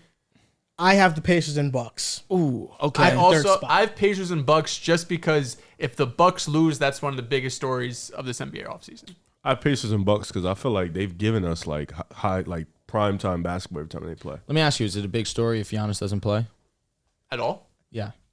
Oh, no shot. I think he will play. He might miss game 1, but I think he'll play after game 1. I'll tell you this, man. You don't want to fuck around with a calf injury. Mm-hmm. God forbid. We've seen how that shit goes. I mean, Kevin Durant missed an entire year because of that shit. He'd have, 2 weeks basically to recover, 2.5? He got hurt in that Celtics game. He doesn't strike me as the type of guy that would just sit out. I don't think he'll just sit out. Was it the same calf? Like, I know it was a calf injury. Was it the same level? Yes, yeah. Well, that's a good question. Something I'd have to look up. But at the same time, understanding that calf injuries can evolve. It's really a week and a half that you would have. So there's a real possibility that Giannis misses a good amount of games. The fact that we're already questioning his appearance in game 1, that's already concerning enough to me. That's the only reason I do ask the question. If he does play, will it have that same effect? I think that's an obvious no. You have the best player on your team not playing. It just depends on how the series is looking. If the Bucks are up 2-0, you don't play him. If they're tied 1-1, you play him game 3. Maybe you can wait till game 4. If they're down 0-2, he has to play immediately. So they said that the test on whatever day it was, it offered some relief inside the organization, so the test went well, and they went through an MRI. He didn't have any Achilles damage in his left leg, and it's just based on how he responds to daily treatment and evaluation. So it's a day-by-day thing, but they're not saying how severe or bad. It just said it offered some relief when they seen it. Because of Giannis's injury, I have the Bucks in 7. I think this is going to be a long series, and the Pacers have some damage to take control of it early if Giannis misses games? I'm going with the Milwaukee Bucks, understanding that the Pacers have been one of the best offenses in basketball, going up against a pretty mediocre defense with the Milwaukee Bucks. I think I'm being kind by saying that also. But I still believe that the Bucks will have enough and will be enough to get past the Pacers. To me, this is not my third most exciting game, though. I'm going with Orlando and the Cleveland Cavaliers. This one's more entertaining to me. One, I don't know the status of a Giannis Antetokounmpo. Without him, I'm not as intrigued. Understanding that there is history with this matchup. We were talking about it in the with the in-season tournament between these two teams where Tyrese Halliburton was doing the Dame time celebration, and Dame made the comments of, all right, listen, I'm fine with that. You can go and you can have your moment, but you better be able to back it up the next time we match up. Here's that. We get an entire series of that. That's going to be very entertaining. But for me, I'm looking at this Cavs and this Magic matchup where there's no pressure on the Magic. There's pressure on the Cavaliers, and to me, that excites me. Donovan Mitchell, what is he going to do? Is he going to play at this high level that he's shown us that he can play at, or is he going to play at the level that we've seen these last two playoff series from him these 2 years consistently, where it was matched up against Jalen Brunson, but this time he doesn't have the luxury of going up against Brunson. Unfortunately for him, though, he will be going up against Jalen Suggs, who probably will be an All-NBA defender, and he has been one of the best perimeter defenders in the league. Still think Donovan gets his, but he does make him at least struggle a little bit. The pressure for the Cavaliers is what excites me because the Magic have nothing to lose, and they genuinely are a great team. One of the best defenses in basketball, one of the youngest teams in basketball. We don't talk about the Magic enough because what the Thunder have done on the other side in the tougher conference, and they don't have that player that's box office like SGA, even though Paolo Banchero is an all-star and one of the best young players that this game has. But that matchup is fun for me because I don't know what's going to happen legitimately. I do have a prediction on the game, of course, because that's what we're here to do. We're here to do a job. But these two teams have similar issues, except I think that on the Magic side, it's a little bit more blamed with the offense. But I just think that it's a little bit more entertaining for me to watch the Cavs and the Magic series because it will be a better series than the Pacers and the Bucks. So if Giannis is playing, that's still 4? I still think that it is 4 because I think the Bucks should handle them. Before we talk about Orlando, do we want to give our predictions about Milwaukee Pacers here? Yes. Yes, I'm fine with that. Yeah, okay. I just wanted to say that was my 3. But yes, I will be giving the series winner to the Milwaukee Bucks, even without Giannis. Or let me not say without. Missing first 2 games, if that's going to be the case, still think Milwaukee is enough to beat them. But if Giannis does play, this should be a 5, at most 6-game series. I'm with you. If Giannis was 100% healthy, I'd probably take the Bucks in 5. Not knowing his injury, I probably lean Bucks in 6. But I think the Pacers have the one. I think the biggest positive they have going for them is the offense has been better, as you mentioned, but the pressure on the Bucks compared to the pressure on the Pacers is just night and day. Oh, yeah. The Bucks, I mean, whether you're looking at Damian Lillard, whether you're looking at Doc Rivers, whether you're looking at the ramifications of Giannis down the road if you lose in the first round or even in the second round, the ramifications on what happens to the rest of this roster, whether you're looking at Chris Middleton or Bobby Portis. If they lost this series, something's getting shaken up, something probably pretty dramatic too. But when the Pacers and Bucks were playing this season and they were having these amazing games back and forth, you know, the Pacers did win the season series 4-1. Tyrese Halliburton was playing at an All-NBA level. And I know some people have him on his ballot. If you want to look at the length of the season, sure. But if you want to look at post-All-Star break, post the injury, he hasn't been that same dude. In February, he averaged 16-9, March 17-9, April 19-10. Still decent efficiency in a couple of those months. But when they were beating the Bucks, he was putting up 29-10, 27-15. The game they did lose, he was 22-7, 26-11, 31-12. This is when we were having those conversations about Tyrese Halliburton being like a top 10 player in the league, being one of the best point guards in the NBA. And he really hasn't been on that same level over the last couple of months. So if Tyrese was playing at that level still, if he was playing like a legitimate first team All-NBA or second team All-NBAer, I could hear the conversation about the Pacers. And even though their offense numbers wise has I guess bounced back, I don't trust enough to take them over Milwaukee. I'm with you. What do you have, Riff? I got. You give the Pacers a chance. I think it really depends on Giannis' injury. Like, that's really what it is. You know, if he is back, but he's hampered, you know, we've seen a Giannis team lose when he comes back, he's injured, and they lose to an 8th seed. Like, we've seen this happen before. So this isn't something that can't happen. It's really just about Indiana if they can find some hope of playing defense and getting stops consistently. But in the end, I probably do have the Bucks. I'll probably take the Bucks in 6. I think Giannis does miss game 1.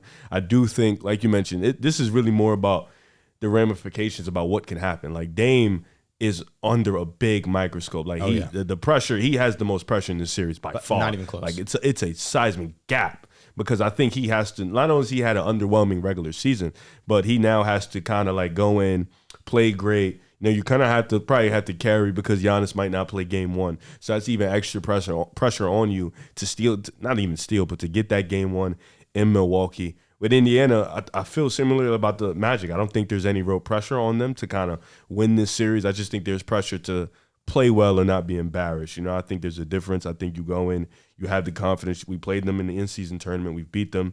We feel like we can beat them again. Excuse me.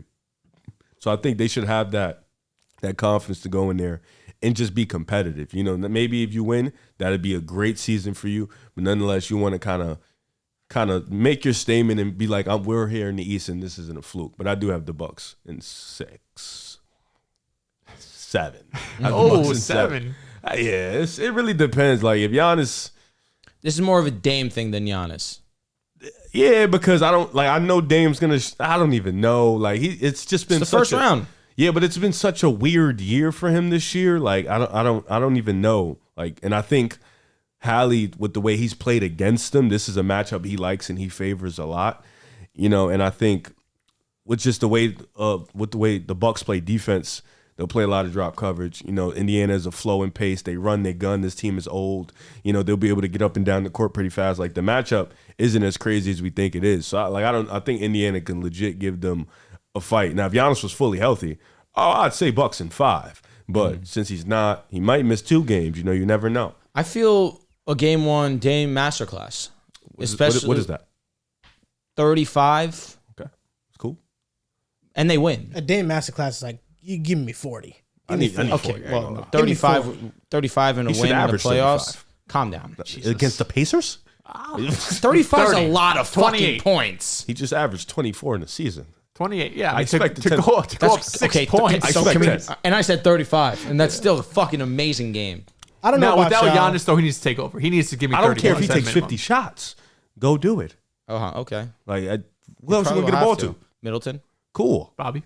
Nice. Without Giannis, Middleton should average 20. Malik Beasley. See what we're doing here? Malik Beasley's a good shooter. Yeah, he's cool. He's a good shooter. Is he going to be starting? It's like starting poison out Pat of my Bev? mouth. What are they? They don't even have... Well, I guess with Giannis out. Probably play... Pat Bev is starting. Yeah, facts. Yeah. Pat Bev is starting, and maybe Bobby Porter starts in place of Giannis. Might as well start Porter. It's like, fuck that 6-man of the year stuff now. It's time for the playoffs. You put your best players out there. I don't know about y'all, but I think the vibes are off in Milwaukee. I agree. There's been a weird team all year. They fired the coach midseason. They were 30-13 and didn't finish the season with 50 wins, by the way. And I still think that they might have been a little bit better with Doc Rivers than with Adrian Griffin. I don't think the record fully reflected how they were playing. But you look at the Bucks, they made a trade for Dame. Essentially, they're strapped. They have no assets. Chris Middleton is old. Brook Lopez is old. Dame is old, and he's had a down year. If you get embarrassed in the playoffs, you lose in the first round to the Pacers, or you lose in disappointing fashion in the second round, does Giannis decide to leave? Does he request a trade? In 2026, his contract expires and he's a free agent. He declined his player option that year. So he could also just go to any team.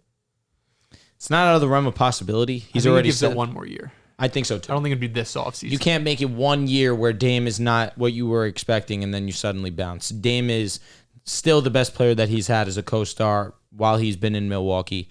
Vice versa, of course, for Damian Lillard. But I don't anticipate him just calling it quits after 1 year with Dame. Again, he was his best player that he's played with. Give him multiple years. See what happens. If in year 2, Dame's worse than he was this year, all right, now we're really talking about a potential trade. But I think it's worth it to give it 1 more year. What do you think, Riv?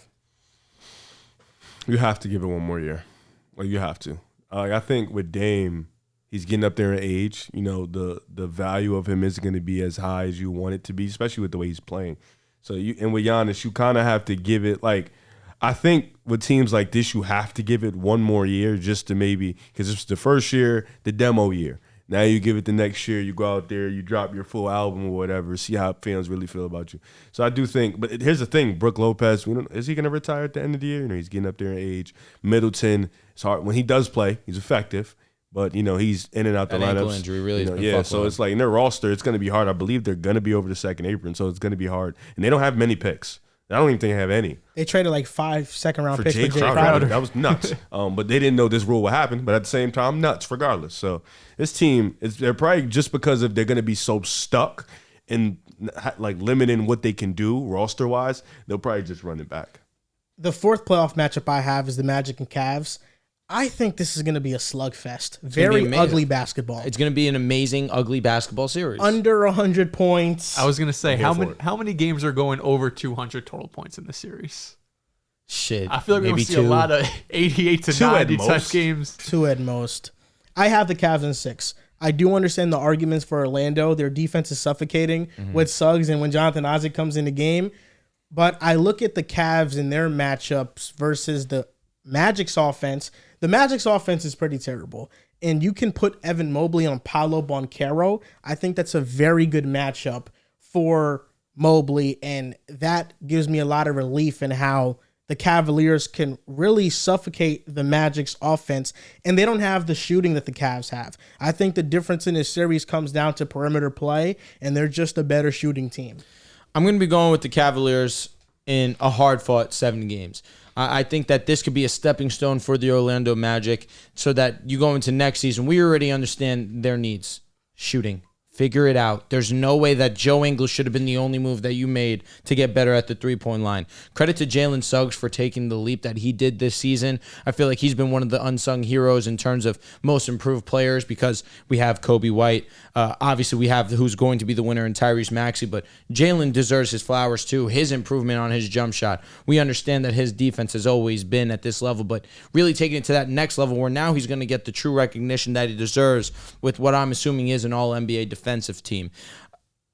I just look at the Cavaliers. Donovan Mitchell is going to still have himself a great ball game or a great series, excuse me. I look at Darius Garland. This is a matchup where he's not going to be matched up against the opposing team's best defensive player, obviously, in Jalen Suggs. This is a series where Garland can go and now really re-solidify himself as one of the league's best younger guards. Kind of has been lost over these last couple of months as his play has been rather inconsistent. But if you go out there against one of the league's best defenses and you ball out, other than the fact that the Cleveland Cavaliers need you, they desperately need you to perform. Now you're getting credibility back on your name. You were an all-star in this league. Don't let people forget about that. This is a chance for him to re-solidify himself. But I still would be going with the Cavaliers. I just think that the Magic are too young.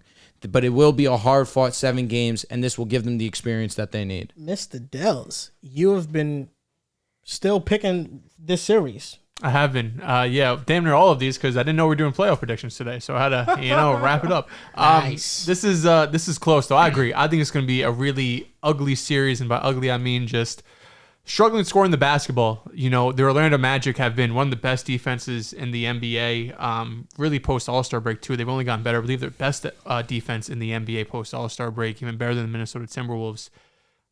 The Cavs are tough to evaluate because I don't know what's going to happen with Donovan Mitchell. Ever since he's had this injury, in March he played 4 games. He averaged 13 points. It was obvious he was not himself, missing all of those games. And when he is in there, doesn't look like Donovan Mitchell. Then he comes back for these last 2 games and he drops 29 and 33. And I'm like, okay, well, maybe Donovan Mitchell is back. And the offensive struggles have come with that as well. This Cavs offense, when they were rolling, when they were going on that 20-2 stretch in January, they were top 3 offense in basketball. But they've really fallen off since Donovan Mitchell has had that injury. We're talking about a bottom 8 offense in the NBA since Mitchell has got banged up and has kind of been in and out of the lineup. So I look at both of these teams, and while the offensive upside, I think, is obviously there for Cleveland, because when you have Donovan Mitchell, Darius Garland's had his moments too, and improved shooting from last season, I think they just have the personnel to do it. But then I look at the Magic, and I wouldn't say similar because last year the Knicks had Jalen Brunson, and Jalen Brunson last season I think is better than what Paolo's doing this season. But it's kind of similar in terms of the Magic are super big. I mean, you're talking about, what, 3 dudes, 4 dudes, 6'10" or taller, more than that are going to be getting actual minutes. Men. This is one of the best rebounding teams in the NBA. This is a well-coached team. This is a super gritty team. All of those attributes that felt like went against Cleveland last season and was the reason why they ended up losing that series, outside of the other issues they've had with their star players maybe not playing up to their potential. I think the Magic win this in 7. I think the series can go either way, but I'm looking at a Cavs offense that struggled. The Magic offense has struggled as well, but Orlando's defense has been elite, and the Cavs haven't had that same consistent elite defense all season long like the Magic have, and the Magic have only been getting better. So I think this is a tough series. I think it's going to go 6-7 games, but shout out to Orlando. I'll ride with them. You see what that is, Riv? He did tell me he was going to try his hardest to pick Magic and make it make sense. Dale's got some balls. That's what I'm holding right now. So you went with the Cavs in 6. Why'd you go like this when you said hold? Just told us you were holding his balls. That was the balls he take for Dales to make. And you know what? You weren't expecting to make predictions. You made them. I love how flexible you are, Dales. This man is flexible. He holds his balls and he's flexible. This man is flexible. Not just hold. Gave him a little bit of. I respect. Hey, if you're gonna do it, you gotta do it right. Nuts. Literally. Yeah. This is gonna be a pretty nasty, ugly playoff series. 2 defensive-oriented teams that are very slow-paced. You know, neither team likes to run too much. They're slow. They like to bring it up the court. They don't run any specific place, so they're pretty similar. I think with the Cavs, you know, they run a lot of pick and roll handoffs, finding mismatch. You know, getting deep into paint, kicking out to the open man. I think that's where the Cavs have the advantage, because I do think they have better shooters out there. I also think they have the better playmakers, so that also leads in their favor. Both teams have active off-ball players. Both are great cutters. I just think with Cleveland, you know, they have the more advanced players in terms of just making the right play. I do think the Magic with Wagner, with Suggs, with Jonathan Isaac when he comes in, even Gary Harris, like these are defenders that, you know, are very pesky, can make it tough. And me and Drew were talking about it before. Like Isaac and Wagner are big players. In opposed to Darius Garland, he's like 6'1", so that can be cause a serious issue for him. I think for me, like, it's about how Mobley guards Boncaro. It's about how Mobley and Allen control the paint. You know, how they maneuver against Wendell Carter and against Boncaro. They know they can't be punked out like Randall and Mitch did last year. But I don't think Randall and Mitch give them the same physical issues as opposed to Wendell and Boncaro. And I think Boncaro likes to be more outside the paint. He likes to take his jumpers, which would favor into Mobley's hands. I do have the Cavs. I think the games depend on what Donovan Mitchell is. If he's healthy and he's rolling, I have the Cavs in 5. If he's not healthy and he's still having the injury, then I think it does go 6 or 7. Now, next episode. Did you make your prediction? I did. I had the Cavs in 6. My apologies. Now, next episode, I was thinking, wouldn't it be a great idea to do playoff X Factors? I'm down. I'm down. We also would have 4 more predictions to do as well. Yes. Yeah. I would love that, because then we could do an X Factor for every team. That'd be a dope one. I love that. Yeah. That's dope. Because I was thinking about doing it just now, but I'm like, do I want to name it or do I just want to save it? No, save it for next episode. Yeah, we need to talk about it. We do it. We do some stuff. It's getting naked in the summer. You know how it gets out here. So this is really the best time of the year. It is peak content creation. Weather's season. getting nice. You're gonna have big time basketball, and every single night we got the NFL draft next week. This next month, 2 months is beautiful. Something a little off topic, but one of the fans of the show recorded the clip of me kind of punking the Mavericks fans, saying that I was going with them, but obviously not. Him watching on his television, fire. I know that people watch YouTube on their TV, but it's still surreal to have people, or to think that people watch us on their television. That's majority of people watch this on their television. Which makes sense. Yeah. I mean, YouTube, you can watch on essentially anywhere, on your phone, computer. I just think YouTube so much of being on the computer because it's a website. But yeah, I mean, people do watch this on their television. That is insane to think about. When you sit down for a meal, what's the first app you open on your phone? Yeah, it's YouTube. It's never Netflix or HBO. It's HBO Max for me. It depends. Yeah. Am I locked in on a show? I love movies. Yeah. I like to watch movies while I eat. He's right. You're both right. If I'm locked in on a show, I'll watch it. So right now it's Hulu. I've been watching New Girl. That's been my thing recently. Before that it was Superstore. So yeah, it was a lot of Hulu. But YouTube really is number one. Right away. Whether it's numbers on the board, whether it's the narcissist in me, I'm watching some of our segments just to rewatch them. I'm watching anything ESPN related. It really is YouTube. I'll go YouTube first. If there's nothing interesting, then I'll go to Netflix or something and try to find it. I think 60% of our audience watches us on the TV.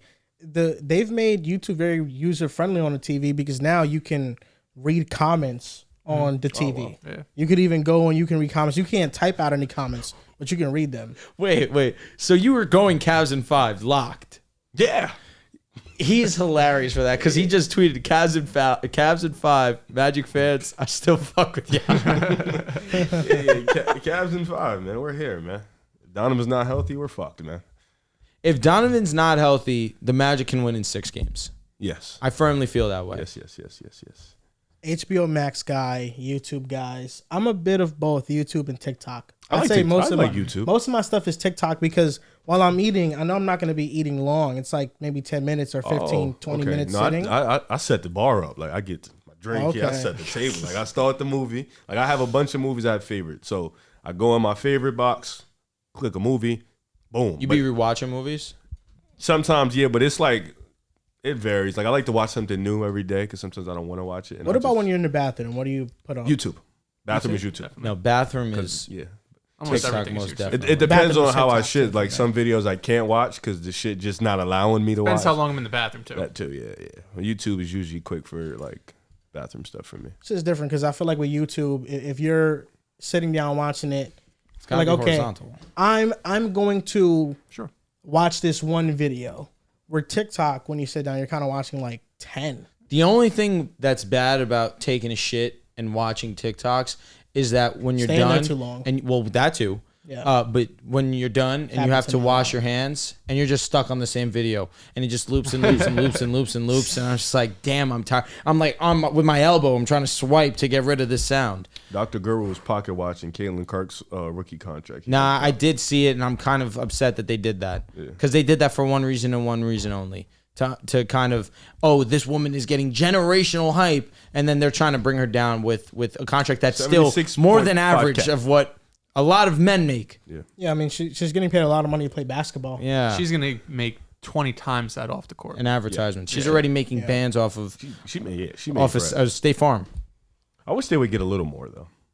A little. Unfortunate for them. Yeah. I agree. I think with her, naturally, the game will evolve. It will progress. 97.6K option.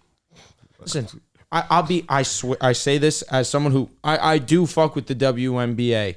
I never cared about a draft. I never really was watching women's college basketball as consistently as I have been when Caitlin Clark has been on the television. But you think about it, the WNBA season is May to September. Yeah. So that's May, June, There's 12 July, teams also. August, September. It's they 5 have months. 11 teams. So you're getting paid almost $100,000 for 5 months. But then if they get pregnant, they're out for the year. That's a real injury. He's right though. It's a real injury. Then they got the 3-4 months postpartum. You could be playing like shit and it's just postpartum. Yeah. I've seen it. And then they cooking you on Twitter, but in reality, I just had a baby. Damn. Like that's real shit. Like, yo, that's crazy to me. Like, yo. Riv is answering the hard-hitting question. Right, though. Because I've seen it. I've seen postpartum. Like, it had woman in this death lock, and now I try to go out there hoop, and you just thinking about your baby, or think about like how your BD did you wrong. So you just out there shitting it up. And somebody's just like, yo, you suck, and you just like, fuck you. Like I just had a baby. That shit crazy, man. I feel bad for them. I do.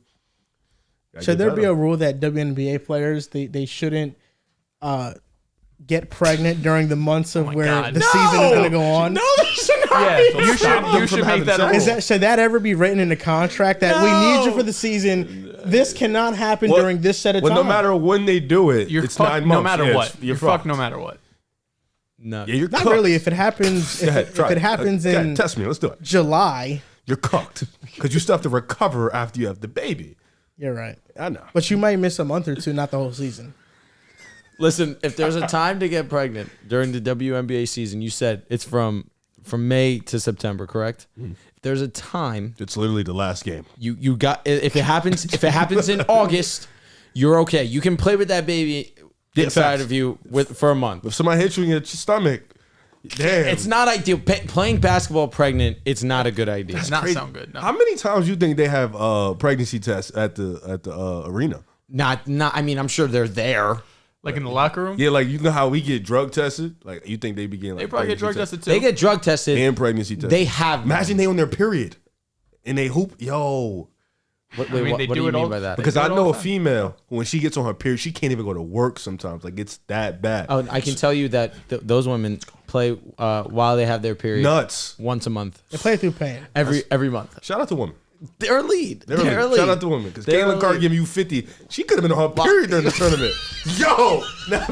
Yo, imagine that. Like she was on her period, giving you 40. She's a legend. She's not complaining about it enough. Nah, she's just taking it out on the opponent. She's just like, give me that. Come on. Crazy, man. Hey, listen. That look crazy. Shout out to women. That's all I can say. We're here giving them praise. That's what they deserve. Shout out to women, man.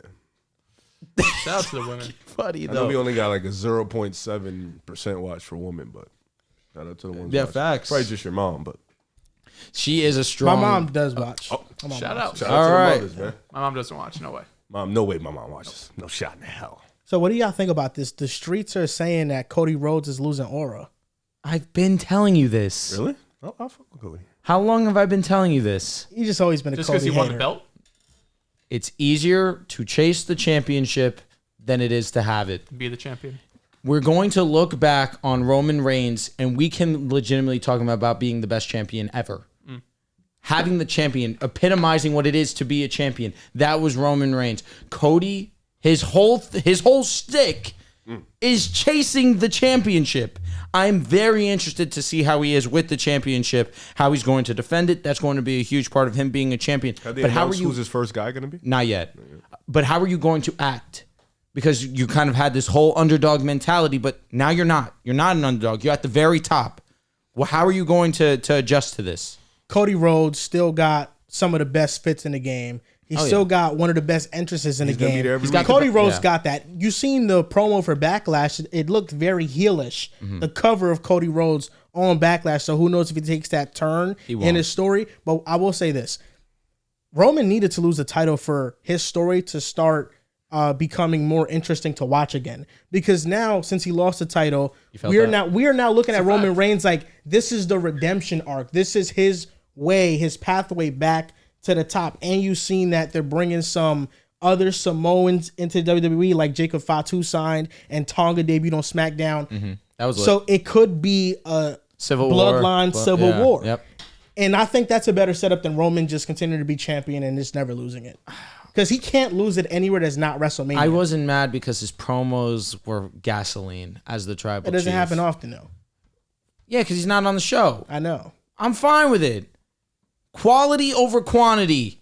I love the sound of that for sure. And his promos are electric, but there's like months in between when he comes sometimes. I'll live. Yeah, I think Cody Rhodes. He did it for 4 years. Listen, Cody Rhodes, they got a lot of different avenues to explore with his storyline. And I know people are now starting to turn on him because he's champion. Good. You can't do that. Can't do that. It's Cody Rhodes, baby. He does. American Nightmare. He's still lit. I'm not a hater of his.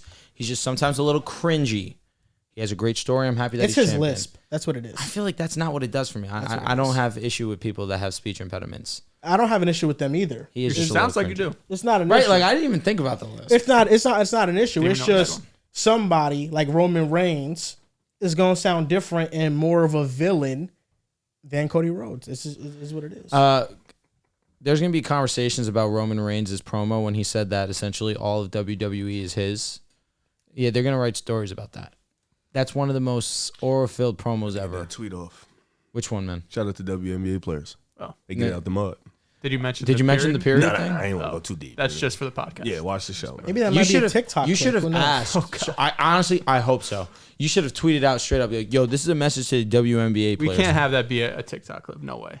Why not, man? No way. We were promoting. It's like the most typical, like, 4 men in a room talking about women. What did she ever. say? Like, But we were it's the giving most them their. typical thing. Did we say anything demeaning or Jokes and negative? giggles.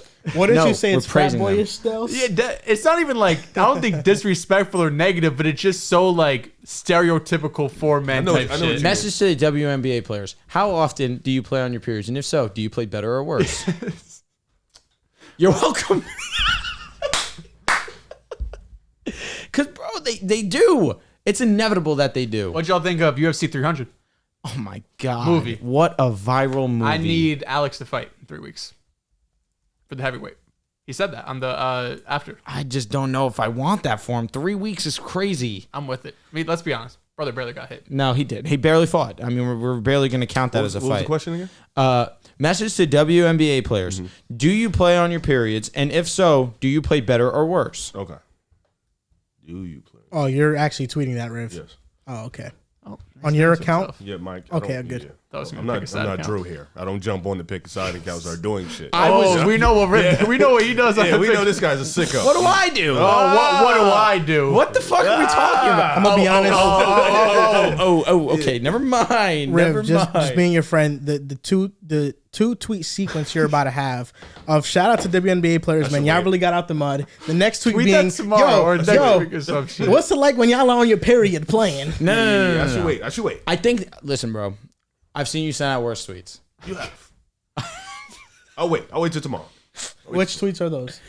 Let's talk about them. What tweet you talking about? The ones that got you suspended. Yeah. That was back in the day. That was Hey, but back it's in the different. day. It's different. You don't got the same type of following. Definitely can't say that. You gotta watch what you say. Riv. Shouldn't have said it then. Definitely can't say it. 3 exclamation points. Good for you, man. Y'all really got out the mud. Anthony Simon said he's tired of losing. Get him to the Magic. What did you guys think of AEW airing the CM Punk and Jungle Boy footage backstage? It was embarrassing. Because WWE won again. You made CM Punk even bigger than he already was. Because CM Punk was about to smoke. CM and he Punk wasn't tripping. No, not at all. It made him look better. And He then the wasn't clip tripping. after of him walking out with the championship with just the craziest smirk on his face, just really looking like a true villain. You made him even bigger. You made yourselves look like clowns. Because now you're trying to use CM Punk to clearly benefit your ratings. And you still couldn't crack over 1 million viewers. They try to benefit from that I was trying to moment. talk about UFC 300. That was trying. It got disguised. It got disguised because when they aired the footage, the purpose of airing the footage, quote unquote, was to hype up FTRs and the Young Bucks tag team match at their pay-per-view that they're gonna have. I forgot what it's called. I think it's All In. I think that it was to hype up that match, but they didn't need to. They didn't need that to hype up the match, and that backstage footage, I would argue, did nothing to hype up that match. I think it just drew people away from AEW even more. Because listen, CM Punk has always kept it straight.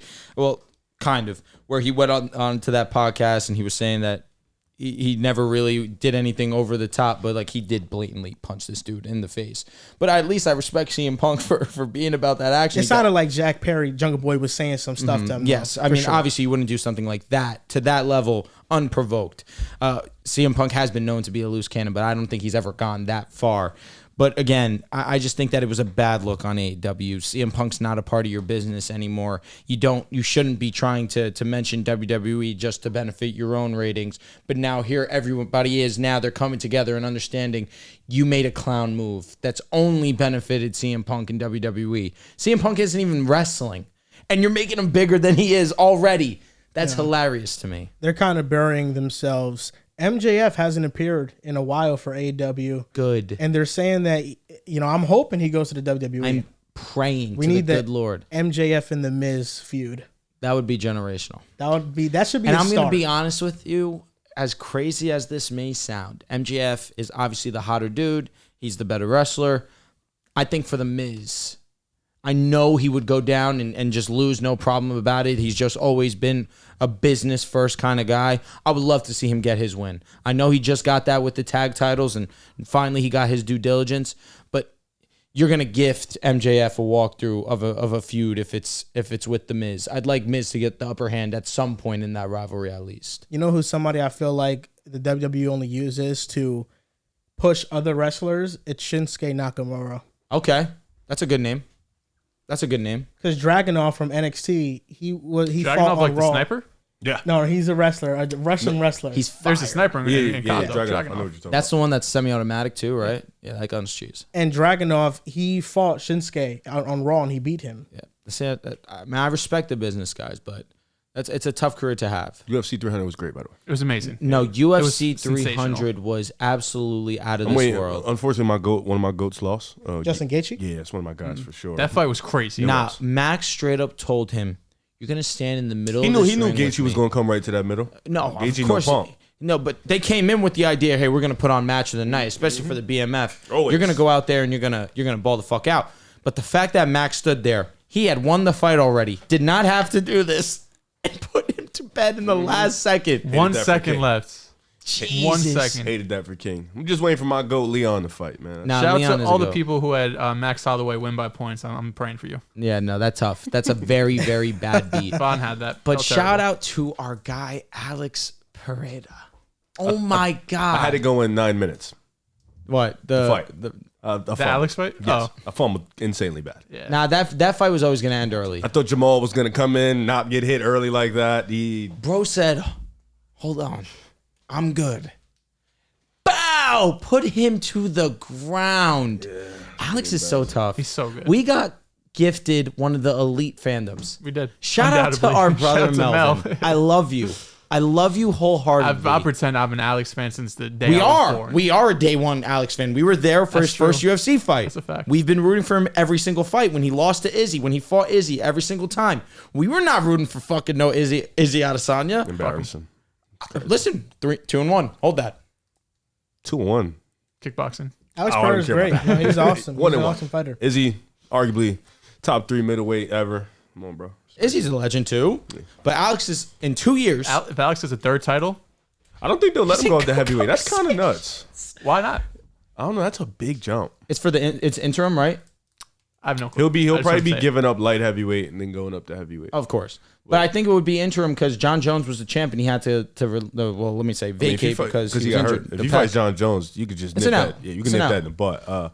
But the other guy, Tom Aspinall, I think is his name, or somebody. He's a dog. Yeah, he's a lot He's bigger a too. dog. I don't know. I feel like Alex, man, he needs to start learning some other techniques, man. He needs to He's fight a just fighter he's just that. putting everyone to sleep. Yeah, he No, I'm needs- saying when you a heavyweight, it's a little different. Listen, his kick Same game thing is with still great. His hands are obviously one of the best in UFC right now. He He doesn't really have a ground game, but like that is one thing you probably could say. Heavyweight's tough. You're they not put really the, they taking put him the to the black ground. belt on him though. Yeah. Sheriff put the black belt on him after he won. He came around and gave him a black shit. belt. I was like, said he's been it's like working. you just knocked him out, but all right. I think that with heavyweight, yeah, you're right. You're going to be in the stand-up majority unless you're going up against someone that's really like I don't a watch too much, Cormier. Like Cormier heavyweights. was big in grappling. That was his thing. He was a great wrestler. But with the heavyweights, usually it is the stand-up. They're so big. And bro. Alex is one of the best stand-up fighters that Yeah, there is right now in UFC. He's one of the best pure pound-for-pound fighters, period, right now. I'm just waiting for my goat to fight, man. I'm excited, man. Who, Connor? No, that's not my goat. He's coming back. Leon. He's coming. Leon. Yeah, Leon. Leon's also one of the best When's Leon pound-for-pound coming back? fighters. Leon's supposed. They're trying to figure out who he was supposed to fight Islam, but Islam's gonna fight Dustin.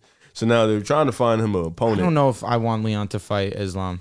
Why. Because Islam is like that. His ground So is game Leon. is so good. Leon Yes. is like that. But Leon just out wrestled Usman and Kobe Covington, who were like two of the best. Did he wrestlers. out wrestle him? You know what? You're right. The You're second right. time. Yes, Usman the second time. yeah. No, the second time was a clear. Yeah, it and was those a are wash. two. And Usman's arguably like the greatest wrestler ever in his division. So, Because he's so, strong as fuck. so I don't know. And I think like if they're standing, like Islam can't fuck with Leon at all. Leon stand up is firm. Yeah, so I don't know. I just hope they figure it out some way, somehow. This week in the NBA, I have a would you rather. Okay. It is Let's do it, man. would you rather Damian Lillard edition. Wow. First name up, CJ McCollum. Damian Damian Lillard. Lillard. Still going Damian Lillard. That was kind of disrespectful. Tyrese Maxey. What's your answer, bud? I'm going Dame. Okay. Tyrese Maxey. Damian Lillard. Still going Damian. Still going Dame. I'm still going Dame. De'Aaron Fox.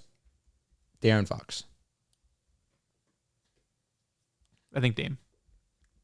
That's close though. I'm going to go with Dame. I'll go Fox. It's I'll tough. go Fox. I just know my answer. Devin Booker. Devin Booker. D-Book. Yep. That's not a question. I'm going D-Book too. Donovan Mitchell. I'm going Donovan Mitchell. I'm going Healthy? Donovan Mitchell. D-Mitch. Yeah, healthy. I'm going Donovan Mitchell. Jalen Brunson. Brunson. Jalen Brunson. Jalen Brunson. Kyrie Irving. Kyrie Irving. Kyrie Irving has been better than him this Right now, year. Kyrie Irving. I flip flop so much. Your Dame is really falling off. Kyrie Irving. I'm going with Kyrie Irving. I think he's better than him. And last name, Jamal Murray. Jamal Murray. Jamal. Probably Jamal Murray. But you went Dame over Fox. I did. Murray over Fox? Probably. Not the craziest take. I'm going Jamal Murray over Dame too. Agreed. Would you go taking Jamal Murray over Fox? I would too. Yeah. Really? Ooh, The Fox love. I like that. You took Dame over Fox too, yeah. You know, there's a thing with Fox that happened this year that he improved as a 3-point shooter. I know what you're about to say. But because he improved as a 3-point shooter, he stopped attacking the rim as much as he did last year. Him attacking the rim last year is what led to them having such a historic offense, the Kings. And this year, him settling and not attacking as often, even though he expanded his game, he didn't play all the way to his strengths and what he's truly elite at because he settled too often. He did improve, which is why I can understand why sometimes he did settle, but I'm with you. I mean, obviously what made them such a force was his ability to finish at the basket, especially giving his attributes. He's one of the faster, quicker guards in the game. And if you were to do both in moderation, it would probably take them even higher of a level. So I still think that he's a great talent. I only give him praise for improving as a jump shooter because that has been a huge question in his game, and obviously he works on it, and it showed this season. Do we have any more names? Or is that it? No, that was it. I have This Week in the NBA. So Shocker. Respect me first. That of is all. a shocker. Playoffs are starting. You know, there's some players who rise to the occasion. There's some players who fall to the occasion. But today I want to talk about the risers. So can you guys give me top 10? We'll do top 10. Playoff point per game leaders. Luka Doncic. Luka Doncic is number 2 at 32.5. Wait, this is all time? All time. Okay, Michael Jordan. Number 1. Is Donovan Mitchell still on this list? Now Mitchell's at number 8. Oh, he dropped. He's Does five. Anthony Edwards qualify? Anthony Edwards is not on this list. Sorry, buddy. Nice try. Kobe- Steph Curry. Yep. Steph Curry is number 12. That's tough. Kobe Bryant. Kobe Bryant, no. Shaquille O'Neal. Kobe is 19. Shaq is not Pushing top agendas. 10. Hakeem Olajuwon. Hakeem is LeBron not James. top 10. LeBron James. LeBron James is number 6. Can't believe we took this long to mention his name. It's Kevin Durant. Kevin Durant is number 4. Yes. Wilt Chamberlain. Not top 10. What's wrong with you, man? Let's see. Kareem? Let's see. No Kareem. Oh. Nikola Jokic. Nikola Jokic is number 9. Larry Bird. Larry Bird is not top 10. Who do we have so far? Allen Iverson. Allen Iverson is 3. Okay, so now you have 1, 2, 3, 4. That was Jordan, Luka, AI, KD. You have 6 is LeBron. You have 8 Donovan Mitchell, 9 Nikola Jokic. Did you guys say this player? I don't remember if you guys said this player. Who's the player? I don't want to say it. Mr. Dehls. You guys said Devin Booker? No, he didn't. Fuck. Okay, giving you Devin Booker. Devin Booker. Devin Booker, number Nice. 7. Nice. Thank Okay, you. so you're just missing number 10, and I will say this is the hardest player. Old school? Old school. Old school. Charles Barkley. No. Don't ask me why George Gervin just came to my mind. Number 14. Fuck! Alex English. No. The Iceman. Good guess, Drew. Old school. Old school. John Havlicek. Patrick No. Ewing. No. Jerry West. No. Good guess. Jerry West. Pete Excuse Maravich. me. You guys did not say 5. Jerry West was number 5. My apologies. Cook. Okay. Pete Maravich. No. Elgin Baylor. Number 11. Nate Archibald. No. Wes Unseld. No. Isaiah. No. Moses Malone. Nope. Dr. J. Nope. Bernard King. Nope. Oscar. Nope. Damn it. He wasn't really a scorer like that. Can you Clyde give Drexler. No. Can you give us an era? No. Give us at least the West or East. Come on. I think he was. He That doesn't doesn't even help. know. That doesn't help. No, yeah, West. I was pretty sure he's in the West. This is what years are we talking about? I mean, we're talking about the 70s, Oh. 60s, 70s. Is it? We're fucked. In the West. All right, I'm glad I went John Havlicek as one of my guesses. He's in the East. Correct, though, but I'm thinking really old, though. Bob McAdoo. No. Not a bad one. Played for the Clips. Elvin Hayes. No. East. Wizards, right? Yes. In the West. A few of you guys have said, give you some time to think. You guys said Shaq, he's at 30. Kareem Abdul-Jabbar. No, I said that already. Carmelone's at 25. I thought that was the one, man. Kobe was at 19. Hakeem was at 17. George Gervin was at 14. I think we said that. Who's the Warriors player? He played for the Chris Warriors. Mullen. No, he said No, it wasn't Chris 67. Mullen. Rick Barry. Rick Barry, number 10. Nice. Fucking Rick Barry, man. So the top 10 was Michael Jordan. What are you doing? Huh? What? Top 10, Michael Jordan, Luka, AI, KD, Jerry West, LeBron James, Devin Booker, Donovan Mitchell, Nikola Jokic, and Rick Barry. You said Luka, one Steph of them was 12? ones, man. Steph was 12. We're Giannis here. 13. We're climbing. My Luka goats is in one the of top them 10. ones. Tatum, 36. Rising. What's the number? Where would Anthony Edwards 24, rank? 23.8. Anthony Edwards, what's his playoff average? That's just playoff totality? Points per game. Fuck that. You know, Anthony Edwards in the playoffs, he averages 28 points per game. 28 flat. 28.1. He would rank 7th, right ahead of Devin Booker. You love short sample sizes. Ant-Man, baby. Donovan Mitchell is mostly a short sample size. No, that's seven. So is Devin Booker. That's 6-7 playoff series. Bro, so It's is not Luka. huge. Yeah, Luka's is like 4 playoff series. Yeah, but he's going to maintain that pace throughout NBA history. Why is it a he's but a he? Do Ja, 27.3. Sorry. Ja Morant's, maybe he doesn't qualify. Do not see this, brother. No, he doesn't. I'm saying where would he rank? 27.3. 27.3. Yeah. He would be 27.3 flat. Rick Barry's 27.33, and Elgin Baylor was 11 at 27.04. Our brother in Christ. Not man. Anthony Edwards. He's better. No, he's not. He's better. Why is he in the playoffs? Yes. Right Yes. now, John Moran. Moran. Oh, is he? Is he in I the thought you were saying playoffs? like, is he better in the play? Oh, he is better in the playoffs, yes. But no, unfortunately, right now he's not in the playoffs. So he's not Next relevant. year, he's Yo, back. Do you remember when Ja eliminated Anthony Edwards? Of course I That did. was tough for me. Is Ja even going to be the best player on the Grizzlies next year? Because Gigi Jackson's coming, baby. Oh, heavens. I'm not even going to entertain that with a response. I'm just going I thought you was a Gigi Jackson fan. I'm a bigger Ja guy. This guy, he just dropped 40, but I guess it doesn't matter. It was great. Everybody was dropping numbers at the end of the year. You know the vibes. April runs. Scoot Henderson's been playing great. I can't believe you just disrespected Ja like that. I'll be honest. Not going to be the best on the Grizzlies side. It's a joke, dude. And then him saying that you fell off on a Phantom. He did fall off. He was over here repping Gigi Jackson. All of a sudden, And then he's not even first team All-NBA. all of a sudden, Not he's even not second saying team nothing. All I had him rookie. in my second. I had my second team. Did you? Yeah, I had him on my second team. All right, man. I have a blindly ranking today. Okay. Do it. I have a fun one. It's role players. Should I share mine? I feel like I should have went first. Your guys is all fun. Mine's a little Yours more is boring? serious. Go first. I wouldn't call it boring, especially because we were kind of talking about it a little bit before. My this week in the NBA is actually be this week in the WNBA. Are you pocket watching? Absolutely not. Okay. I'm not mentioning contracts, not even a little bit. But some of the players are kind of showing that they're hating when they should be promoting. And I'm going to talk about Diana Taurasi, where she was asked about Caitlin Clark and how's her game is going to translate. And she kind of, for lack of better terms, said she's in for a rude awakening when she comes to the WNBA. It's not the same as college basketball, where I can understand where she's coming from. The college to the professional level is drastically different. However, Caitlin Clark is bringing the attention to the WNBA and to the women's game in general that they've been searching for years now. There's no way that you should be trying in any which way or be perceived in any which way that you're trying to tear down one of the games, or you could argue the most generational player that the WNBA has seen. I know we've had some great talents. Maya Moore is excellent. Breanna Stewart is excellent. Asia Wilson is excellent. We've had some awesome players in the WNBA.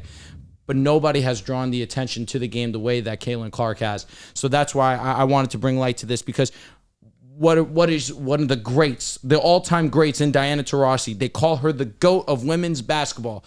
It's fair. It's earned. She is one of one in that game. There's no way that you see this young star being brought into your league that's only going to do positive things, and you're caught in any which way trying to tear her down. To me, that is an absolute no, when I haven't cared this much about the women's game ever in my life. And I was locked in last year for the WNBA Finals because I am a Liberty fan. But I've been watching college basketball because of Caitlin Clark. I am interested in this upcoming season because of Caitlin Clark. And that's not to knock what they've done before them. They've been excellent ball players. But she has something to her that just generally attracts me to the game more than I ever have. I think that's just how Diana Taurasi is. I think she's just an asshole. She's like 40, right? Yeah, she is old. No, yeah. Older. People have talked about how much of an asshole she is. Kelsey Blum has talked about how much of an asshole Donnie Taurasi is. I think she just needs Caitlin Clark, or she just needs her to prove it in the WNBA before she is falling into the hype. I guess that's her style. But I think she's not even hurting the product, because I am going to be much more intrigued to watch that matchup now that I know that Donnie Taurasi talk down on Caitlin Clark. For sure. Now I want to watch that game even more. And see her give her 40. That'd be awesome. Yeah. Cody Rhodes versus Roman Reigns, baby. All right, blind ranking. Let's go. How many role players do you have? 9? 6. Herb Jones going to be one of them, guaranteed, locked. Who? Herb Jones? No.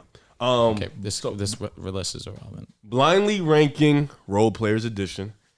1 through 6. Y'all know the vibes. First name I'm gonna say is D'Angelo Russell. You've gotten so good at this, introducing over the TikTok. Shout out to you. Yeah, I'm doing my job. D'Angelo Russell. names. We have 6 Been names. amazing He's been this great season. this season.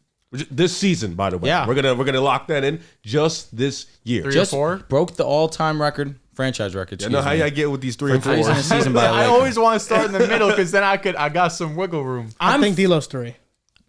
It did come to my mind 3. My heart says 2, though. He got to give me some good playoff performances consistently for me to. But it's off this season. That's what he said. Yeah, I'm gonna give him 3. I think 3. I think I also say 3. All right, listen, I can handle that. D'Lo, we put him at 3. Next name up, Dante DiVincenzo. This is 4. It's, 4. You can argue he's more important than D'Lo for the Knicks. You should have. I agree. the way Dante's been shooting. I now. So, Riv, you're saying I was up to something, put a deal at 2. You're bad. Don't be bad at this. Don't answer that question. I'm not gonna answer it, but I will say Dante for me. I know. He needed to be top 3. He needed to be 1. Oh, that's just bias. I love Dante. It's just My brother in Dante Christ. and D'Lo. D'Lo's a better player than Dante. Yeah, he is. So it's like- they're playing in different roles. Yeah, it's Boy, just he's role a player. flame All right, Yeah. I'm cool with 4. I think I would put him We at have 6 4. names. 4's not disrespectful. 4. No. We need to find some good players, 1 and 2. Denny Advia. Denny had no one's watching the Wizards. but Very, We do, very. though. That's our job. You could put I'm fine Denny putting him at 6. Player for player. I like Denny a I was gonna lot. say, shit. You want to put I mean, him it's either at 2? 5 or Like, 6. He can't be 2 or 1. It's either player 5 for or 6. player. Player, yeah, that's what I'm saying. He checks a lot of He boxes. really is great. He's really good. Well, we might get somebody's better than him. Oh, I'm cool with 5. Damn it, we should have put D'Lo 2. I'm cool with 5. 5 it is. Alex Caruso. 2. Arguably 1. I'm cool with 2. I'm good with 2. Yeah, 2's I think good. 2 is fine. Is it wrong? I want to go 1. I think we'll get a better name than Caruso. I think so too. I'm gonna trust the process. Okay. All Good right. process. Malik Monk. I'm This cool could be with, 1. I'm cool with 1. This could be 6 1. man of the year. 6 All man of right. the year, Listen, exactly. I agree. Would you say Caruso is 1 over Malik Monk? We're locked in 2 with Caruso. Conversation purposes. It's cool. I don't know. Caruso's going to give you elite defense. He can Monk's still gonna give stretch. you one of the best, in terms of role It's a players. different Caruso roles. can handle. But Malik Monk is But a better there's a- handler, there's a a better way No, different most playmaker, a better definitely. scorer. Most definitely. But defensively, it's close. not even close. You could say offensively, it's not close. I think but you can make Caruso argument. can do just everything score-wise, on the it's not court. close. But I Yeah. think just the fact that Malik Monk is about to win 6 man of the year. I mean, that's the ultimate role player award. Caruso starts. I mean, Is 6 Derek White? He wasn't going to win 6 man of the year, Nah, even he if he would've came been off the one. bench. I'm think- fine with Malik 1. I think 6. The guy is 6 is very comfortable. Grayson Allen. Okay. All I'm cool right. with that. Good list. I guys. think like that Grayson list. could have been over Denny, but y'all said 5. I say 6. No, I think Denny's a better role player. I think so too. Grayson's in I a think, beautiful unfortunately, situation for love him. Dante. He's He could have been hooping. 5 or 6. So the final names I had: Malik Monk at 1, Alex Caruso at 2, D'Lo at 3, Dante at 4, Denny at 5, think we cooked. and Grayson Allen at I think we 6. cooked. Great list, gentlemen. Good shit. I like this list. I would have had Caruso at 1 too, but I'll get you. Man. Yeah, I mean he's my brother in Christ, unbelievable. man. He's unbelievable. Love that man. No Reeves here, but I like D'Lo instead. No Reeves. Just you put D'Lo instead of Reeves. I Yeah, respect yeah. that. It's the noise on D'Lo flip flops. So I thought, well, I see where you talk about. I'm with him. you. With Reeves, It's weird though, because I think D'Lo is the best player there. Like I think he is the best player. Player Like for in player. a vacuum, Yeah, he's the best. definitely the most talented. Shit that sucks is I think I would rather Caruso on my team than D'Lo. Low key, I think you're sleeping on Denny as a player, man. OD. Yeah. Why? He's the best defender. I lied. Second. Second best defender by far on this list. has the size, improved his handle. He's a really good passer, smart IQ player, and the scoring has upped this year. Unfortunately, it is Washington, so it's hard to really gauge what it actually looks like in a better situation. All these other guys are in playoff situations, so it's different. But like player for player, I think Denny, you can argue like he's top 3. His shooting improved drastically also. Year before he was shooting 29%. This year it brought it up to 38. It's just how real is it? That's, super, but listen, I understand where you're coming from, but efficiency doesn't lie. He's getting better as a young player. He's getting when better. you get volume, usually your efficiency drops down, similar like we've seen with a Kyle Kuzma, but 50% from the field, 51% from the field, 38% from 3. Like Riv mentioned, a great defender, very versatile in his own right, great rebounder, solid playmaker, not a bad playmaker by any means, can do it, not a great one. I think Denny is one of the better role players. I'm with Riv. I've been very vocal about Denny all season long. I was looking for him to be one of the guys that was traded at this deadline, but Washington values him, and rightfully so. I mean, he's a great role player, but he's not better than Dante. He's not better than D'Lo. He's not better than Caruso. He's not player better for than player, it's a Malik lot Monk. closer. Because skill sets they bring to a team. And then Grayson Allen, I mean, he's shooting 46% from 3 this year. You know, even with Denny shooting 38%, 46% is such a huge difference. Yeah, but the defense that Denny can give you at 6'9" is like with the shooting, plus the good passing and then the smart decision making. With the shooting, that has only been 1 year so far. Yeah, that's the only thing that's like, how fake is it? You know, is it real or is it fake? That's what, you know. Because he's a career, first 2 seasons, 31%. Yep. Last season, like 29%. So it's, you know, he's shot great, but teams are still not respecting his jump shot. He doesn't have the respect like Grayson as a shooter. No way. No, not even close. But no, he's a great role player. So T. Higgins, him a bag too. They give him a little nice contract. Deserved. Yep. T. Higgins expects to play for the Cincinnati Bengals. He is on the franchise tag. Shouldn't have shocked anyone. Some other wide receiver news: Brandon Ayuk reported to the first day of camp for the 49ers. Too. Yes, voluntary camp, and he reported. So I think that's some good news. So is Aaron Rodgers. Shout out to my brother. Aaron Rodgers, the Dennis GOAT. was not there. Now there's CeeDee Lamb. You know, thinking about this T. Higgins situation, though, I never thought he was going to get traded, and quite frankly, T. Higgins nor his camp should be in a rush to leave the Bengals because he's coming off of his worst career season. 656 yards, 5 touchdowns in 12 games. And the data about how he fared against man coverage and zone also was a little bit underwhelming. Last year, how he performed, he profiled as like a high-end 2, but never being your true number 1 receiver. And I think he was never going to get a super lucrative contract based off his play this past season. And neither were the Bengals going to get a great trade package. So I think staying with Cincy for 1 year with Joe Burrow and Jamar Chase and having a better year than he did last year is more beneficial to him long-term, seeking out a better deal. I think that's fair. I also think it's in the best interest for Cincinnati to keep him around. Yes.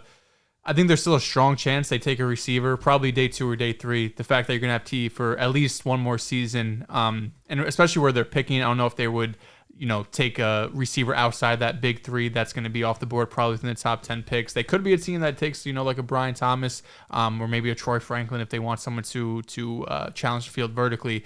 But they feel like they're in position at 17 to take an offensive lineman, most likely. They've been in rumors here and there too about potentially trading up for Brock Bowers. But if I'm the Bengals, I want to try to keep this core as long as I can.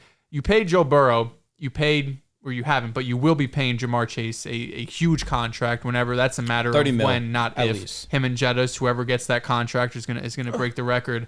But I would like to figure out a way to keep all of these guys. We just saw the Eagles sign Jalen Hurts. AJ Brown was already getting paid. Mulata got paid, and you just paid Smitty. So I feel like there's ways to try to keep this core intact. Cincinnati, especially this last couple of seasons, they were pretty known for being a cheap team. But since they've had Joe Burrow, they've been going out there and signing free agents and willing to pay up. So if I have Joe Burrow on my team, I want to make sure he has multiple weapons. And Tyler Boyd is going to be a player who most likely won't be back. He's still a free agent, but I haven't heard anything about him returning to Cincinnati.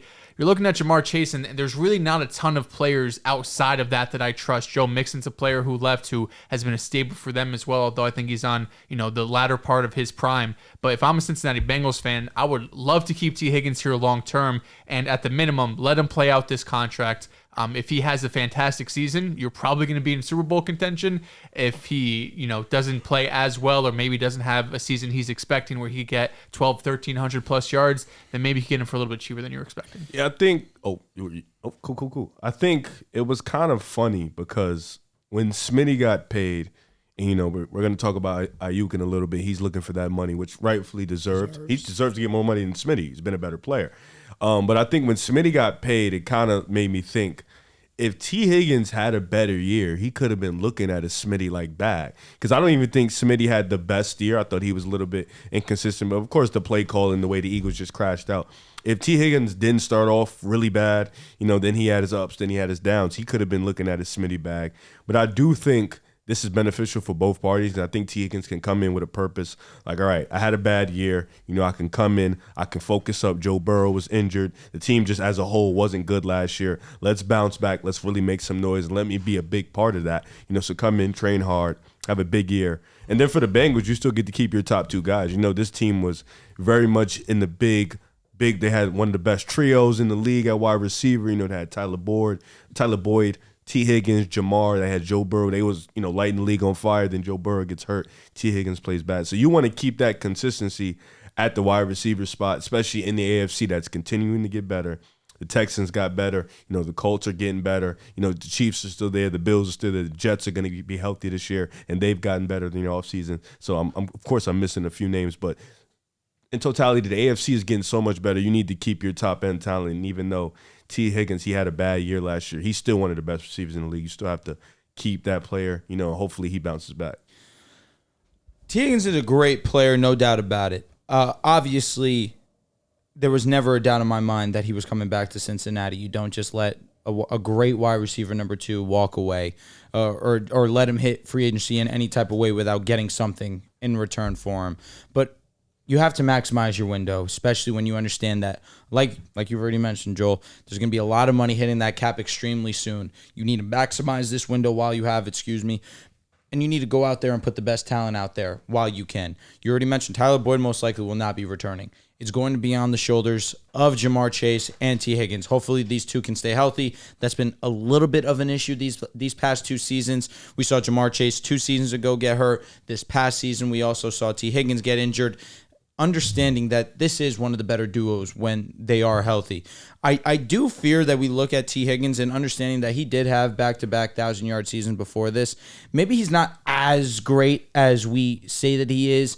Like, I feel like last season he was fringe top 10 receiver. At this point in time, maybe it's also a little bit of recency bias, but there's so many great receivers in this game now, especially after this past season where we have the emergence right back of Michael Pittman.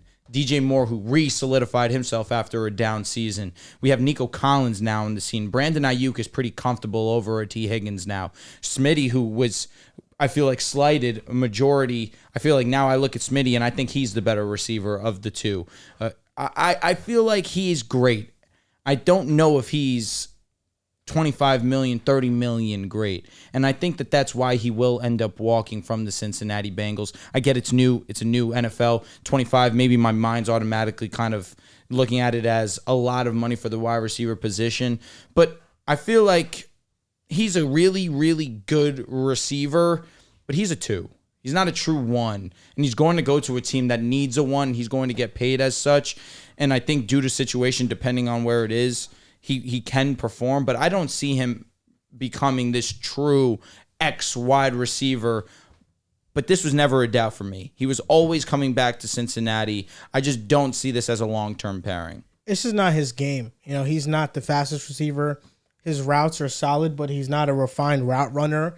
And his ability to win 50-50 balls this past season, it kind of went down by a significant amount. Before we viewed T. Higgins and a 50-50 ball, we know he's always coming down with it. Last year, it was kind of a 50-50 shot. Yeah. And before that, it was kind of like 70-30. I like that better. So with T. Higgins, I think that's the major flaw in this game. He's in the tier with, the Devontae Smiths, the Pittmans, the Terry McLaurins of the world, those receivers, the Deontay Johnsons. I think all of them were in a similar tier. That's fine with me.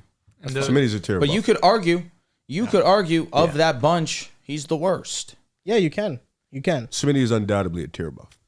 He's not in the tier with Deontay Johnson.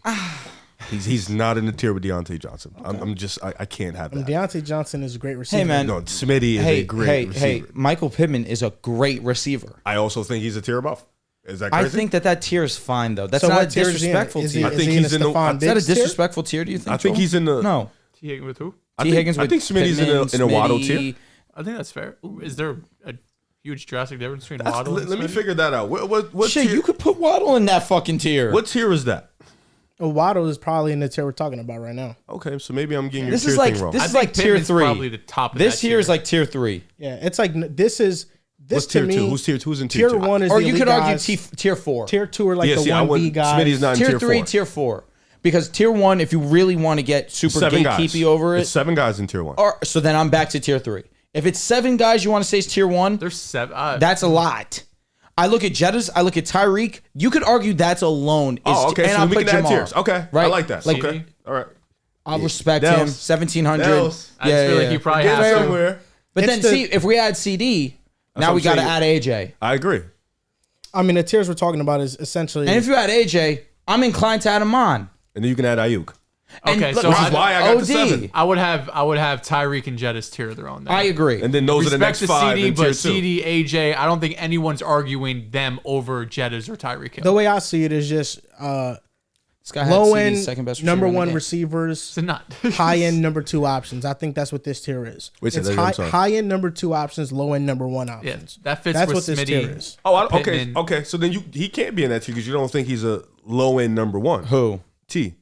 That's so I'm Well, in he's tier 4. definitely a high end number He's 2. the high end Yeah, too. yeah, I'm with that, but I don't, like, Pittman's at the top of that tier. I think T fair. and Waddle probably in the middle-ish of that tier. maybe I'm just a little higher on Smitty than everybody else. I would have Smitty in that tier. Talking about Devontae Smith, after he got his extension, the Eagles' payroll by annual value. So the Eagles now have by annual average value the 4th highest paid quarterback, Jalen Hurts, the 4th highest paid running back, Saquon Barkley, the fourth highest paid wide receiver in AJ Brown, the 5th highest paid wide receiver in Devontae Smith, the 5th highest paid tight end in Dallas Goedert, the 4th highest paid offensive tackle, Lane Johnson, the 5th highest paid offensive tackle, Jordan Mailata, and the highest paid offensive guard.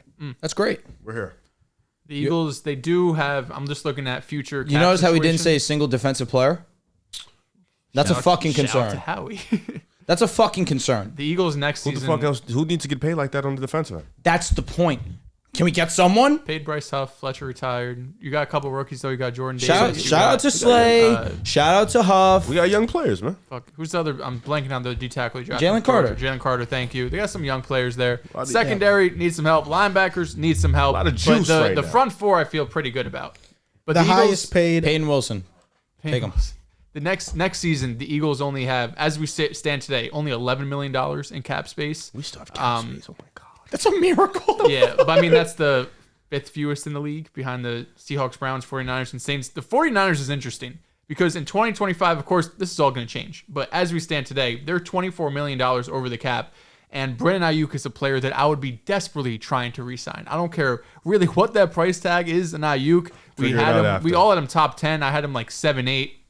He took a leap into a different tier. We're talking about these tiers. He took a leap into tier 2 NFL wide receiver. He had shown flashes in his previous couple seasons. Of course, early in his career, he had to get out of the Shanahan doghouse. But now that he's a full-time player, has been for a couple of years. But this past season, his connection with Purdy, his big playability, his route running, his ability to make things happen after the catch. You're not paying Brock Purdy yet. You're paying CMC. You're paying a lot of dudes. I understand that. But if I'm the Williams, 49ers, Bosa. I am doing everything I can because I don't want to see Brandon Ayuk get out that door. I know you have Kittle, you have Debo, you have CMC, but those are all players who a couple of them are getting up there in age, especially if you think about running backs with Christian McCaffrey. They've all dealt with injury history. Shout out to CMC, though, has been pretty much Legend. flawless for the last couple of seasons. Brandon Ayuk is that one young player who doesn't have as much miles on his tires. I want him to be a 49er for life if I can. So they've been going back with this beef with him unfollowing the 49ers and doing all the shit you typically do when you want a new contract. But I think it's a big step that he showed up to voluntary workouts because we saw CD not do it. We saw Jettas not do it.